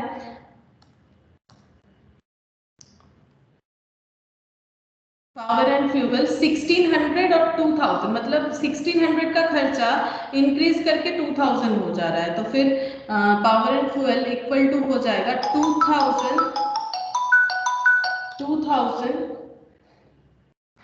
माइनस 1600, ये रुपीस का चेंजेस हो रहा है और यूनिट चेंजेस तो सेम है, वही 1000 और 600, 1000 माइनस 600 यूनिट। तो यहाँ पर अगर मेरा 400 रुपीज का इंक्रीमेंट हो रहा है खर्चे का, 400 रुपीज खर्चा अगर मेरा बढ़ रहा है 400, तो यहाँ पर भी कितना हो रहा है 400, ठीक है, यहाँ पर भी 400। अच्छा, इसमें भी ₹1 ही आ रहा है, ठीक है, इसमें कितना आ गया ये यूनिट, तो ₹1 पर यूनिट। अच्छा, इसमें तुम लोग बताओ फिक्स्ड कितना होगा, वेरिएबल कितना होगा। कैलकुलेट करके बताओ, जैसे मैंने सिखाया। पावर एंड फ्यूल का मैंने चेंजेस दिखा दिया कि कितना वेरी कर रहा है। वेरी कर रहा है मतलब वेरिएबल है, 1 रुपए में वेरी कर रहा है। अगर प्रोडक्शन चेंज होता है तो खर्चा पर यूनिट 1 रुपए में वेरी कर रहा है। तो अब फिक्स्ड कॉस्ट निकालेंगे, बताओ कैसे निकालें फिक्स्ड कॉस्ट। कोई भी एक डेटा ले लो, या तो 1000 वाला ले लो या तो 600। अगर 1000 वाला लेंगे तो 2000 का खर्चा लेना पड़ेगा, तो टोटल कॉस्ट से माइनस करना पड़ेगा variable cost. Total cost minus variable cost. Total cost 2000, अगर हम ये वाला लेते हैं तो, और यहाँ पर 1000 यूनिट इंटू ₹1, ये जो चेंजेस हैं, तो 2000 माइनस 1000, तो ₹1000 का क्या हो जाएगा, फिक्स्ड कॉस्ट हो जाएगा। ₹1000 का हो गया फिक्स्ड कॉस्ट, ठीक है। तो हम लोगों ने फिक्स्ड कॉस्ट कैलकुलेट कर लिया। तो अब मेंटेनेंस का वेरिएबल और सेमी वेरिएबल कितना होगा, ये हमें 80% कैपेसिटी लेवल में फाइंड आउट करना है, ठीक है। तो 80% कैपेसिटी लेवल में फाइंड आउट करेंगे। यहाँ पर उसका भी वर्किंग बना लेते हैं। वर्किंग नोट नंबर 3, ये हो गया 1, ये हो गया 2 और यहाँ पर 3। अच्छा, 80% कैपेसिटी लेवल में मेंटेनेंस का फिक्स्ड और वेरिएबल, 80% कैपेसिटी लेवल यानी 800 यूनिट। अच्छा, तो यहाँ पर फिक्स्ड कितना हो जाएगा और सेमी वेरिएबल कितना हो जाएगा, वेरिएबल। और दो खर्चा है, एक मेंटेनेंस, एक पावर एंड फ्यूल। मैंने इस तरह से लिख दिया। तो मेंटेनेंस का फिक्स्ड मतलब तो हर नेचर में फिक्स्ड रहेगा, तो 500 फिक्स्ड, यानी हर नेचर में फिक्स्ड रहेगा तो 500। अच्छा, और वेरिएबल कितना है, वेरिएबल है at the rate of 1 rupees करके, at the rate of 1 rupees. तो 800 यूनिट के लिए 800 rupees at the rate of 1 करके, तो कितना हो जाएगा 1300, ठीक है। और अगर पावर एंड फ्यूल का देखें, वो भी वेरिएबल है एट द रेट ऑफ 1 करके, तो ये 800 हो गया।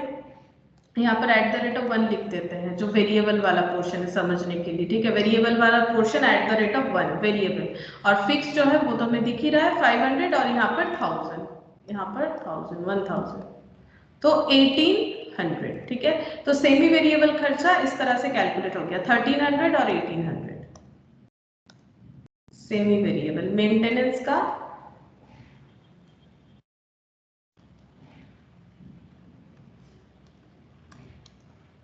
1300 और power and fuel, power and fuel का 1800। अच्छा, उसके बाद कौन सा खर्चा था, उसके बाद जो भी है फिक्स्ड है, डेप्रिसिएशन और इंश्योरेंस। तो फिक्स्ड एक्सपेंसेस इसमें लिख देते हैं टोटल सेमी वेरिएबल। अच्छा, 1800 और 1300, 3100 टोटल सेमी वेरिएबल। अच्छा, इसके बाद फिक्स्ड, फिक्स्ड में डेप्रिसिएशन और इंश्योरेंस 4000 और 1000, टोटल 5000। यहाँ पर फिक्स्ड कॉस्ट यहाँ सी दे देते हैं। तो टोटल कॉस्ट ए प्लस बी प्लस सी, तो ये हो गया 8100 प्लस ये वाला 8100, मतलब 10900। टोटल कॉस्ट हो रहा है 10900। ये हमें कैलकुलेट करने का के लिए बोला गया था। ये देखो, प्रिपेयर करो ए बजट फॉर 80% कैपेसिटी। अब बोला है find the total cost both fixed and variable per unit of output at 80%, 60%, 100% capacity. तो यहाँ पर हमें नहीं बोल रहा है कि फिक्स्ड के साथ मतलब सेमी वेरिएबल का कोई बाइफर्केशन दिखाओ, सिर्फ बोला है टोटल कॉस्ट दिखाओ, फिक्स्ड कॉस्ट दिखाओ, वेरिएबल कॉस्ट दिखाओ, और पर यूनिट ऑफ आउटपुट भी दिखाओ और टोटल भी दिखाओ। तीनों चीज हमें शो करना है। अच्छा, तो यहाँ पर लिख लेते हैं आंसर जो 3 नंबर का होगा इस तरह से, पर्टिकुलर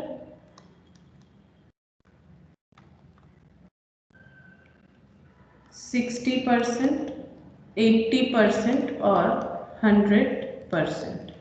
अच्छा 60% यहाँ पर यूनिट लिखते हैं।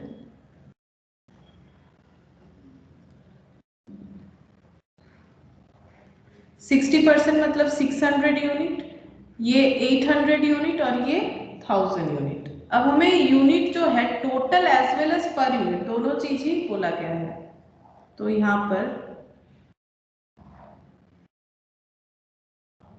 टोटल और पर यूनिट दो कॉलम हमें चाहिए। तो टोटल और पर यूनिट,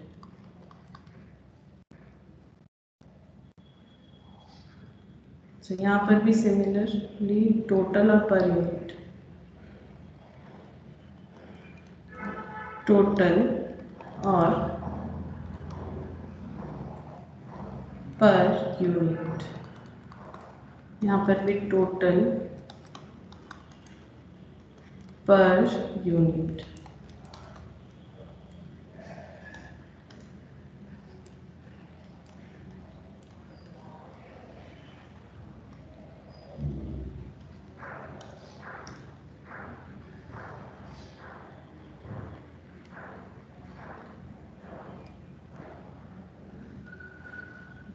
सबसे पहले हम लोग फिक्स्ड कॉस्ट लिख लेते हैं, क्योंकि हमें दो कॉस्ट में ही इसे पूरा डिवाइड करने के लिए कहा गया।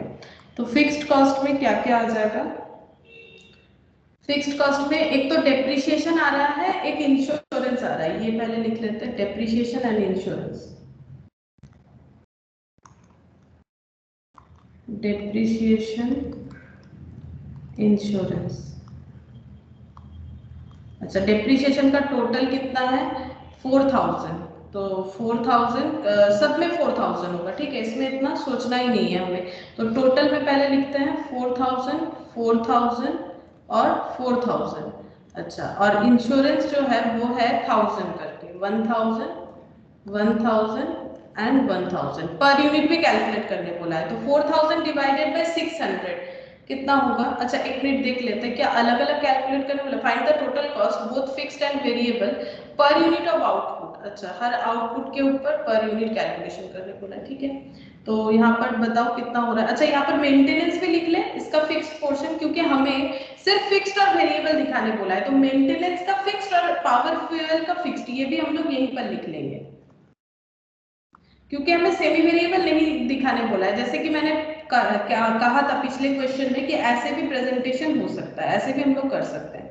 पावर एंड फ्यूल, ठीक है, पावर एंड फ्यूल। तो मेंटेनेंस का है 500 करके फिक्स्ड खर्चा, और पावर एंड फ्यूल का है 1000 करके फिक्स्ड खर्चा।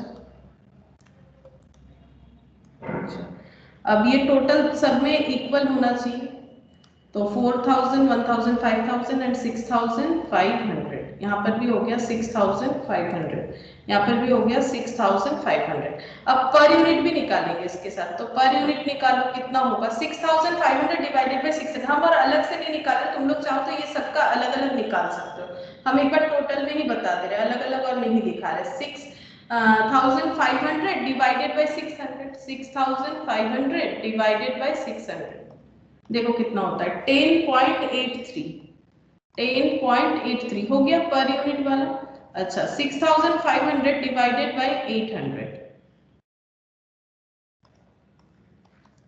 डिवाइडेड बाय 800, तो ये हो गया 8.125। और 6500 डिवाइडेड बाय 1000, तो ये 6.5 हो जाएगा। ये तो ऐसे ही पता चल रहा, 6.5 हो गया। तो ये टोटल फिक्स्ड कॉस्ट हो गया। अब वेरिएबल, ठीक है। अच्छा ओहो यहाँ पर फिर देखिएगा, ठीक है, यहाँ करते हैं वेरिएबल कॉस्ट। वेरिएबल कॉस्ट में पहले आ गया वेजेस, उसके बाद consumable stores,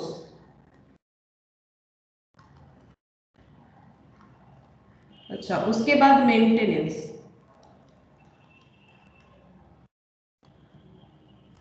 power and fuel. अच्छा अब इसमें भी हो जाएगा वेरिएबल कॉस्ट का भी, वेजेस में टोटल और यहाँ पर भी करना पड़ेगा 60%, 80%, 100%। अच्छा, यहाँ पर ब्रैकेट में लिख देते 600 यूनिट, 800 यूनिट और 1000 यूनिट।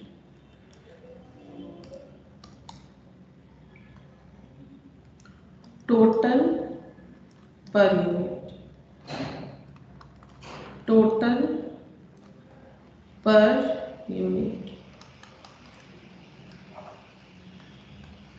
Total per unit.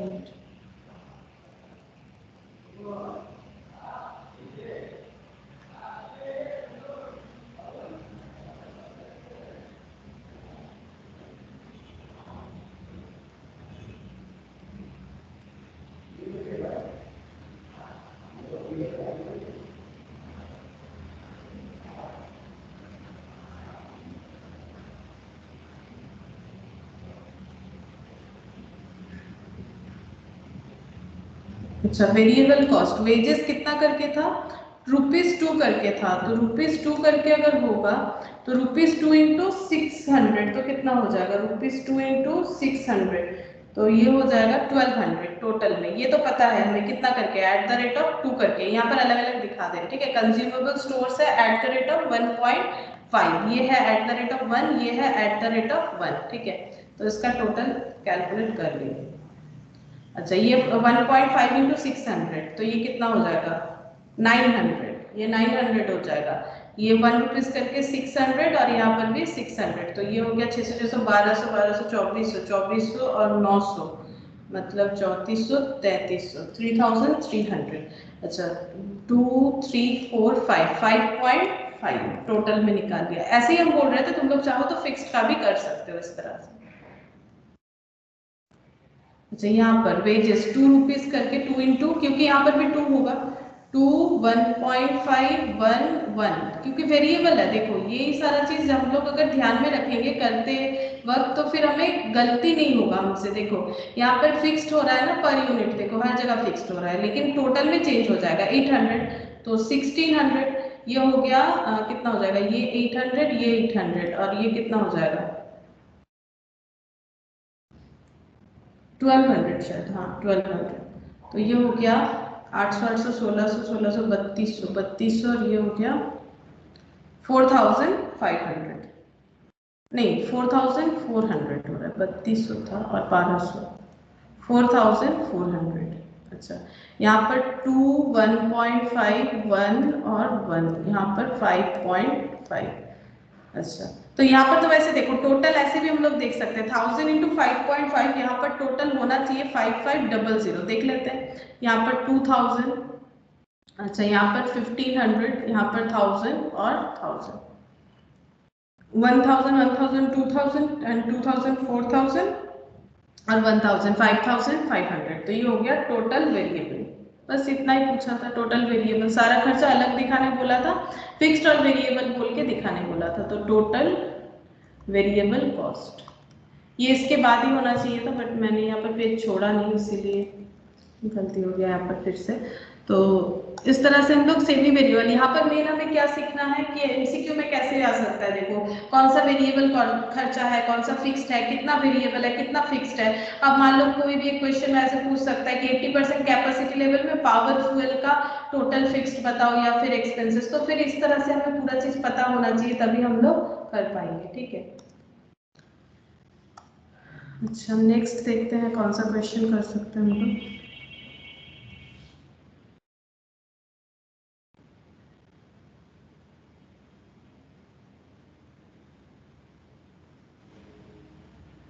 अच्छा, ये एक प्रोडक्शन बजट और मटेरियल रिक्वायरमेंट बजट दिया हुआ है, ठीक है, जो हम लोगों ने लास्ट क्लास में किया था उससे रिलेटेड है।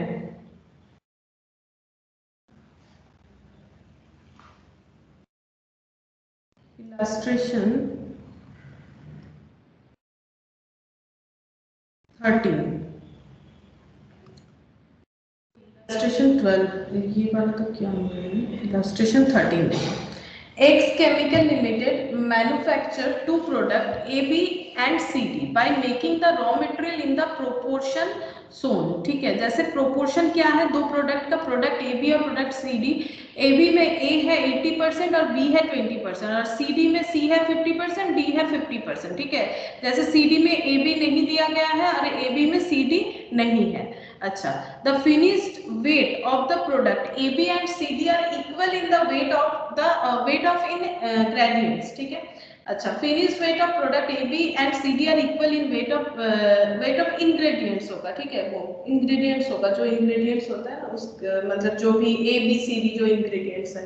अच्छा, during the month of June, जब जून के मंथ में it is expected that 60 ton of AB and 200 ton of CD will be sold। अच्छा, सेल टारगेट फिक्स्ड हो गया है, 60 टन AB और 200 टन CD प्रोडक्शन सेल करना है, तो फिर प्रोडक्शन बजट भी रेडी हो जाएगा। अच्छा, actual and budgeted inventories for the month of June as follows. Inventory 1 June दे दिया है कितना है, बजटेड इन्वेंट्री ऑन 30 जून क्या हो सकता है वो बताया गया है। एक्चुअल मतलब ये पता है, ओपनिंग है ना इसलिए पता है, 15 unit 15 ton 10 ton 200 ton 250 ton. और यहाँ पर बजटेड इन्वेंट्री मतलब एस्टिमेटेड कितना हो सकता है जब 30 जून हो तो। अच्छा, अब प्रोडक्ट भी दे दिया है कितना है स्टॉक में, ओपनिंग स्टॉक और क्लोजिंग स्टॉक दोनों ही दे दिया है, 10, 50, 5 और 60। Purchase price of material for June is expected to be as follows. Material 4 तरह का है ABCD और कॉस्ट दे दिया है 500 पर ton, ₹400 per ton, ₹100 per ton, ₹200 per ton। All materials will be purchased on 3rd June। Prepare 3rd जून को सारा material purchase किया जाएगा। प्रिपेयर करना है production budget for the month of June, material requirement budget for the month of June, material purchase budget indicating the expenditure for material for the month of जून।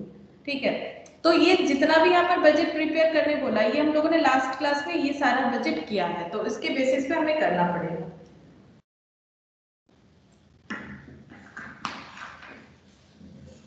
तो बताओ किस तरह से हम लोग कर सकते हैं। हम लोगों ने production budget, material purchase budget सारा ही तो सीखा था, हम तुम लोगों से पूछेंगे। देखो यहाँ पर पहले कौन सा बजट करेंगे, देखो पहले कौन सा बोला है, फर्स्ट यहाँ पर बोला है production budget for the month of जून। तो प्रोडक्शन बजट पहले लिख लेते हैं। मैम पहले रॉ मटेरियल परचेज बजट करेंगे ना प्रोडक्शन बजट के लिए। हाँ, रॉ मटेरियल परचेज बजट बाद में होता है, पहले प्रोडक्शन सोचना पड़ता है, पहले सेल्स होता है फिर प्रोडक्शन फिर परचेज। पहले कितना सेल करना है वो सोचेंगे, जितना सेल करना है उतना प्रोडक्शन करेंगे और जितना प्रोडक्शन करना है उतना मटेरियल रिक्वायरमेंट होगा। तो अगर सीक्वेंशियली देखें तो पहले सेल टारगेट फिक्स करना चाहिए, उसके हिसाब से प्रोडक्शन टारगेट और उसके प्रोडक्शन टारगेट के हिसाब से रॉ मटेरियल, मतलब जितना हमें प्रोडक्शन करना है उसी हिसाब से हम लोग रॉ मटेरियल मार्केट से लेके आएंगे। इसीलिए पहले, वैसे क्वेश्चन में दिया है पहले प्रोडक्शन बजट, और वैसे भी अगर सीक्वेंस भी देखें तो पहले प्रोडक्शन बजट ही होना चाहिए, सबसे पहले तो सेल्स बजट जो पूछा नहीं है, तो हम लोग प्रोडक्शन बजट से स्टार्ट करते हैं पहले, उसके बाद तो प्रोडक्शन बजट ही होना चाहिए। ये देखो ना, मैंने लास्ट दिन दिखाया था, ये एक बार दिखा देते हैं, आज भी दिखाया स्टार्टिंग में, ये रहा सेल्स। पहले ठीक सही करो कितना सेल करना है, तब प्रोडक्शन पता चलेगा, और प्रोडक्शन कितना करना है उस हिसाब से मटेरियल, लेबर और ओवरहेड का खर्चा करेंगे। अच्छा, पहले लिख लेते हैं प्रोडक्शन बजट।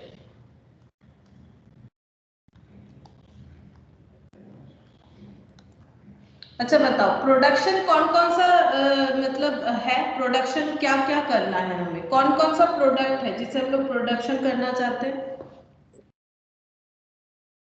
AB और CD प्रोडक्ट। प्रोडक्शन बजट में पर्टिकुलर में आ जाएगा AB और CD, पर्टिकुलर AB और CD, ये दोनों हमें प्रोडक्शन करना है।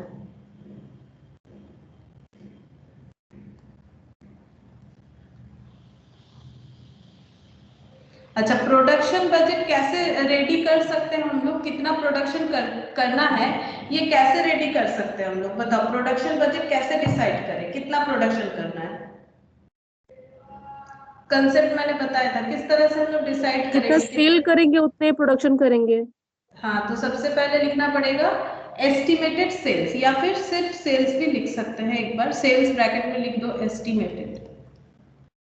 कितना सेल करना है तो बताओ कितना सेल करना है, क्वेश्चन से देख के बताओ कितना सेल करना है। 200 ton and 100 ton. 210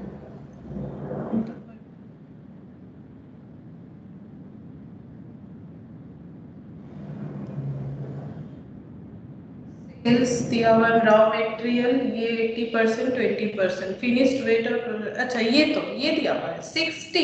it is expected that 60 ton of AB and 200 ton of CD will be sold, ये बता दिया, इतना ही लिखेंगे 60 और 200, ये गिवन रहेगा, नहीं तो हम लोग नहीं कर पाएंगे। उसके बाद बताओ और कितना प्रोडक्शन करना चाहिए, जो सेल करेंगे वो तो प्रोडक्शन करना ही है, और एक चीज हमें प्रोडक्शन करना चाहिए, बताओ।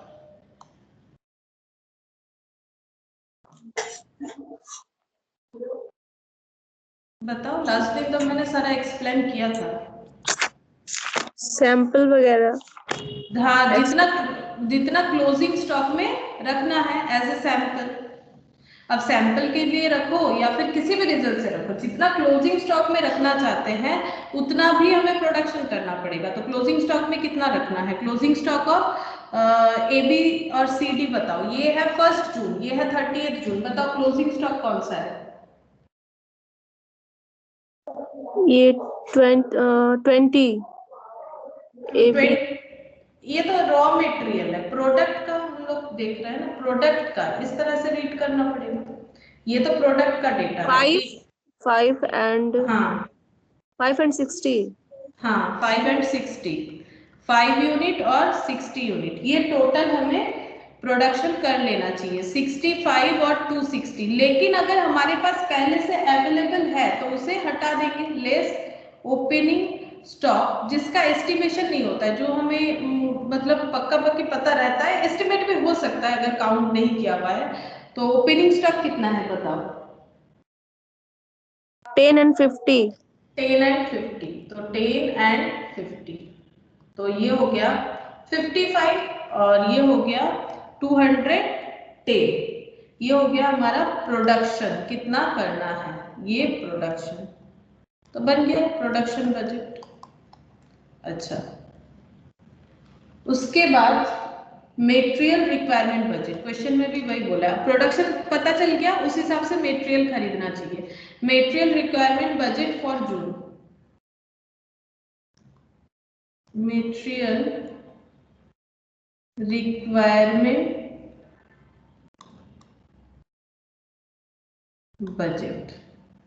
अच्छा, मेटेरियल कितने तरह का है, मेटेरियल तो हमारे पास 4 तरह का है, ए बी सी डी, तो यहाँ पर लिख लेते हैं ए बी सी और डी, 4 तरह का मेटेरियल है। पर्टिकुलर, अब मेटेरियल को भी हमें किस तरह से खरीदना है, मेटेरियल भी हमें उसी तरह से खरीदना है जैसे हमारा जो प्रोडक्ट है, मेटेरियल रिक्वायरमेंट बजट है, ठीक है। ये देखो एक चीज ध्यान देना है हमें, ये मेटेरियल रिक्वायरमेंट बजट है, परचेज बजट नहीं है। रिक्वायरमेंट मतलब कितना हमें चाहिए, ये है, ठीक है। तो अब हम लोग देखेंगे मेटेरियल हमें कितना चाहिए। तो 2 तरह का प्रोडक्ट है हमारा, प्रोडक्ट ए बी और product C D. A B के लिए जितना हम लोगों ने देखा, सी डी का तो कोई मतलब यहाँ पर सी डी का कोई फंक्शन नहीं है। देखो यहाँ पर, ये देखो पहले ही देखा था हम लोगों ने, सी डी इसमें जरूरत नहीं है। जो material A B C D जो इसमें है ना रॉ मेटेरियल, उसमें प्रोडक्ट ए बी में ए बी चाहिए और प्रोडक्ट सी डी में सी डी चाहिए, बाकी सी डी में ए बी नहीं चाहिए, ए बी में सी डी नहीं चाहिए। अच्छा, 80% और 20% है, तो 80% और 20% के हिसाब से हमें बताना पड़ेगा कितना खरीदना है, ठीक है। तो 80% और 20%, प्रोडक्ट ए चाहिए 80%, तो 55 यूनिट अगर प्रोडक्शन करना है हमें ए बी, तो उसमें 80% ए चाहिए, तो बताओ कितना होगा 55 का 80%। 44। 44 तो 44 इस तरह से करना पड़ेगा। अच्छा, अब प्रोडक्शन 55 यूनिट करना है और उसमें बी कितना चाहिए, बी चाहिए 20%, तो बताओ 20% कितना होगा? 11। 11 यूनिट हो गया। अच्छा, अब जब सी डी होगा तो उसमें ए बी का कोई फंक्शन नहीं है, सी डी में सी चाहिए 50-50। अच्छा 50%, तो 210 का 50-50% कर लो, कितना होगा? 210 का 50%, तो 210 डिवाइडेड बाई 2 कर लेते थे, 105। 105 और 105 तो 105। हाँ, तो टोटल 44 यूनिट ए चाहिए, 11 यूनिट बी चाहिए, 105 यूनिट सी चाहिए और 105 यूनिट डी चाहिए। ये हो गया मेटेरियल का। अच्छा, ये यूनिट नहीं, ये सारा टन में है, ठीक है, क्योंकि क्वेश्चन में दिया हुआ है तो वैसे ही लिखेंगे मेटेरियल रिक्वायरमेंट। मेटेरियल रिक्वायरमेंट, ये रिक्वायरमेंट बजट है। परचेज और रिक्वायरमेंट में फर्क है। रिक्वायरमेंट मतलब यूनिट में बताओ, परचेज मतलब उसको रुपीस में कन्वर्ट करना है, तब वो परचेज बजट बनेगा।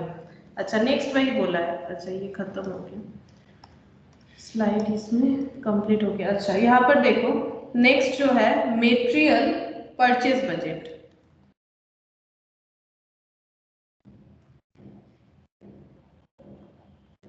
ये रहा परचेज बजट, इसमें particular A B C D ये सारा चीज परचेज करना है। अच्छा, अब मेटेरियल रिक्वायरमेंट लिखेंगे सबसे पहले। मेटेरियल रिक्वायरमेंट,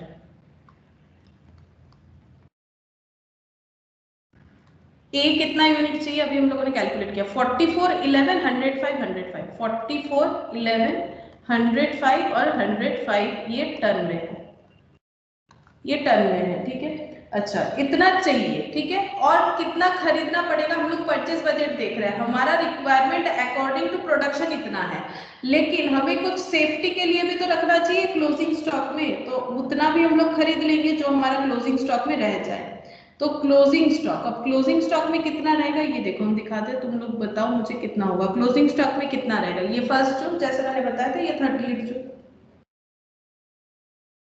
क्लोजिंग स्टॉक में, ए का 20। हाँ 20, उसके बाद 40, 40। हाँ 300 और 200। हाँ 20 40 300 और 200 क्लोजिंग स्टॉक। अच्छा अब टोटल कर लेते हैं, 64 इतना खरीद लेना चाहिए, 51 और ये हो गया 405 और ये हो गया 305, इतना खरीद लेना चाहिए। लेकिन अगर पहले से कुछ अवेलेबल है तो उसे हम लोग एडजस्ट कर लेंगे, उतना कम कर लेंगे, उतना नहीं खरीदेंगे जितना हमारे पास पहले से अवेलेबल है। 15 10 200 250, 15 10 200 और 250, तो ये हो गया, ये कितना हो रहा है 15 यानी 9, ये 4, ये 41, ये हो गया 205 और ये हो गया 55, ठीक है। इतना परचेज बाय टन, इतना टन हमें परचेज कर लेना चाहिए, ठीक है। अच्छा कॉस्ट पर टन, क्योंकि परचेज बजट है तो रुपीस में बताना पड़ेगा, तो कॉस्ट पर टन ये दिया हुआ है, देखो कॉस्ट पर टन यहाँ दिया हुआ है 500 400 500 400 ये दिया हुआ है, और नीचे देख लेते हैं 500 400 100 और 200, 100 और 200, तो परचेज बाय रुपीस, अब बस इंटू करके देखना पड़ेगा कितना होता है, तो 49 इंटू 500, 500 इंटू 49, अच्छा 24,500। अच्छा 400 इंटू 41, तो ये 4 1 4 4 4 16, ये हो गया 16,400 और ये 24,500, ये हो गया 20500। अच्छा 20500 और ये हो जाएगा 11,000 हो गया, तो ये बाई रुपीस आ गया। तो क्वेश्चन देखो, क्वेश्चन देखने में थोड़ा अलग है, मतलब इसका जो प्रेजेंटेशन है ना, मतलब क्वेश्चन देने का जो प्रेजेंटेशन है वो अलग तरह का है, ठीक है। तो इसमें तुम लोग को समझना पड़ेगा क्या प्रोडक्ट है, क्या रॉ मटेरियल है। एकदम आसान सा क्वेश्चन है जिसका 3 पार्ट दिया हुआ है, जिसमें एक मटेरियल रिक्वायरमेंट एक है, परचेस बजट है, indicating the expenditure for material and for the month of जून, इस तरह से दिया हुआ है। तो क्वेश्चन बहुत ही आसान है, क्वेश्चन में मुझे कुछ भी टफनेस नहीं लग रहा है, लेकिन पढ़ के समझना पड़ेगा तुम लोगों को कि कौन सा मतलब रॉ मटेरियल का बता रहा है, कौन सा प्रोडक्ट का है। ए बी प्रोडक्ट का नाम है, सी डी प्रोडक्ट का नाम है, जबकि ए बी सी डी उसमें जो इंक्लूडेड रॉ मटेरियल है, जो इंग्रेडिएंट्स है उसका नाम है, ठीक है। और इसका परचेस बजट बोला है, मतलब कितना खरीदना है, तो वो यूनिट के हिसाब से होगा, यहाँ पर टन है तो टन के हिसाब से, और कितना खर्चा होगा तो ये रुपीस के हिसाब से, ठीक है। यहाँ पर ये रुपीस के हिसाब से आ गया परचेस बजट।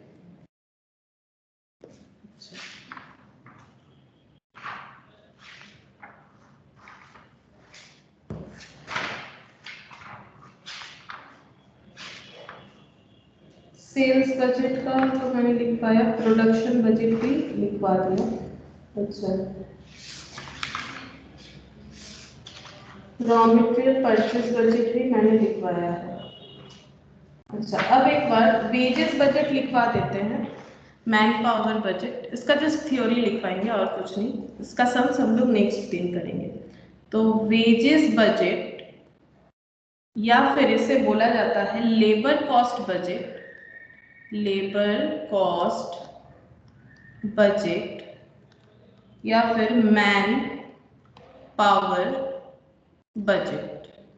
मतलब जैसे रॉ मटेरियल हम लोग देख रहे थे कि क्या रॉ मटेरियल का रिक्वायरमेंट हो सकता है, उसी तरह से लेबर का भी रिक्वायरमेंट होगा।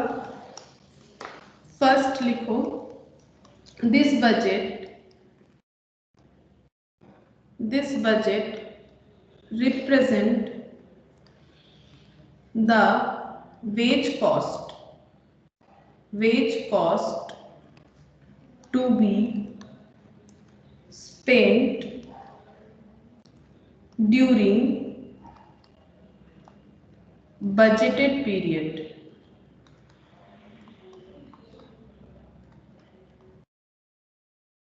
और budgeted production।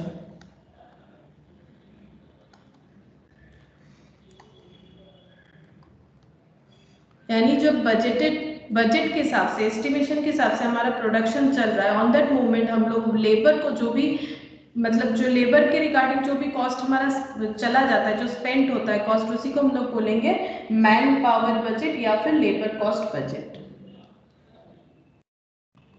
Budgeted wages are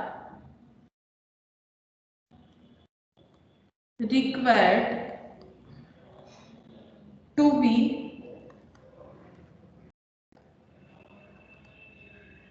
compared with actual wages। ये हर बजट में हम लोग करते हैं, चाहे वो रॉ मटेरियल परचेज हो या फिर प्रोडक्शन हो। Compare with actual wages for calculating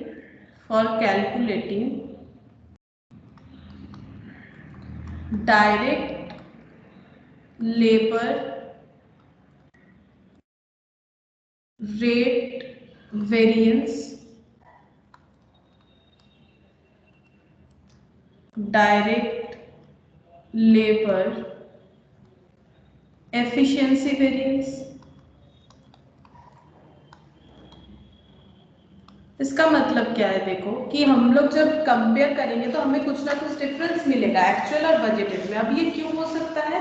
budget labour के केस में 2 रीजन से हमारा खर्चा कम या ज्यादा हो सकता है। अगर हम लोगों ने सोचा था कि लेबर को डेली का 150 रुपीज देंगे तो काम हो जाएगा, ये हम लोगों ने एस्टिमेट किया था, लेकिन जब मार्केट सर्वे हुआ, जब हम लोगों ने एक्चुअली काम करना स्टार्ट किया, हो सकता है वो 150 200 हो रहा है, यानी हमारा एस्टिमेशन थोड़ा मतलब गलत हो गया है। तो उस केस में हमारा लेबर का जो कॉस्ट है वो वेरी कर सकते हैं, या फिर 150 जो है वो 140 में ही काम हो गया, तो उसमें भी हमारा कॉस्ट वेरी कर सकता है। तो that is labour rate variance, rate की वजह से जब वेरी करेगा that is labour rate variance. और एफिशिएंसी वेरिएंस मतलब हम लोग को लगा था कि पूरा काम करने में एक लेबर को सपोज 5 आवर्स लगेगा, ठीक है, लेकिन जब एक्चुअली काम स्टार्ट हुआ तो 5 आवर्स से ज्यादा लग गया, मतलब लेबर उतना एफिशिएंट नहीं रहा जितना हम लोगों ने सोचा था, तो हमारा कॉस्ट क्या हो जाएगा, बढ़ जाएगा, क्योंकि जहां पर हमें हमारा काम 5 घंटे में होने वाला था वहां पर वो 8 घंटा लग रहा है, तो पेमेंट ज्यादा करना पड़ रहा है। तो या फिर अगर मोर एफिशिएंट है तो 4 घंटे में काम करके चला जा रहा है, तो उसमें भी हमारा कॉस्ट बच जाएगा अगर हम लोगों का पेमेंट आवरली बेसिस पे है। ठीक है, तो डायरेक्ट लेबर एफिशिएंसी वेरिएंस मतलब इसमें हमारा क्या क्या वैल्यू हो सकता है उसका मैंने 2 एग्जांपल दिया है। वैसे भी ये स्टैंडर्ड कॉस्टिंग में तुम लोग को पढ़ना ही है। We are able to identify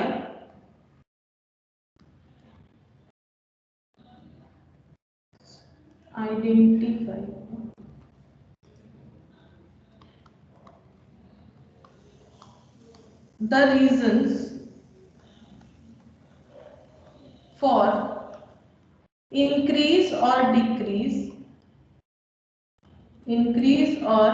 decrease in labor cost, जो चीज अभी मैंने बताया। तो हम लोग आइडेंटिफाई करने में पॉसिबल हो जाएंगे कि रेट की वजह से हुआ, एफिशिएंसी की वजह से हुआ, या फिर और भी बहुत सारा रीजन होता है लेबर का, तो उस बेसिस पे भी हो सकता है। When we identify our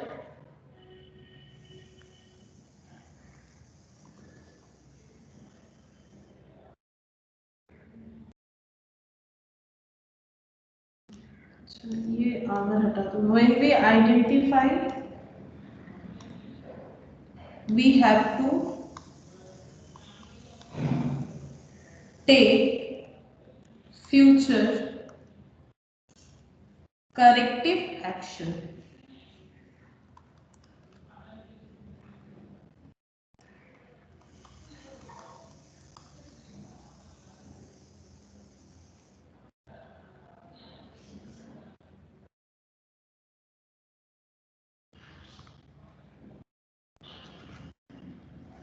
We have to identify our weakness. Actually हम लिखना चाह रहे थे, चाहो तो लिख सकते हो। When we identify our weakness, we have to take future corrective actions। ठीक है, तो इसका इतना ही है, मैंने इतना लिखवाया। ठीक है, और इसके रिगार्डिंग हम लोग क्वेश्चन जो है नेक्स्ट क्लास में करेंगे। तब तक हम तुम लोग को अभी तक हम लोगों ने जो भी सीखा है that is raw material purchase budget और raw material requirement budget, sales budget, और आज जो सीखा फ्लेक्सिबल बजट, उसका कुछ क्वेश्चन देंगे जो तुम लोग को करना पड़ेगा प्रैक्टिस के लिए। ठीक है, फिर आज इतना ही करते हैं।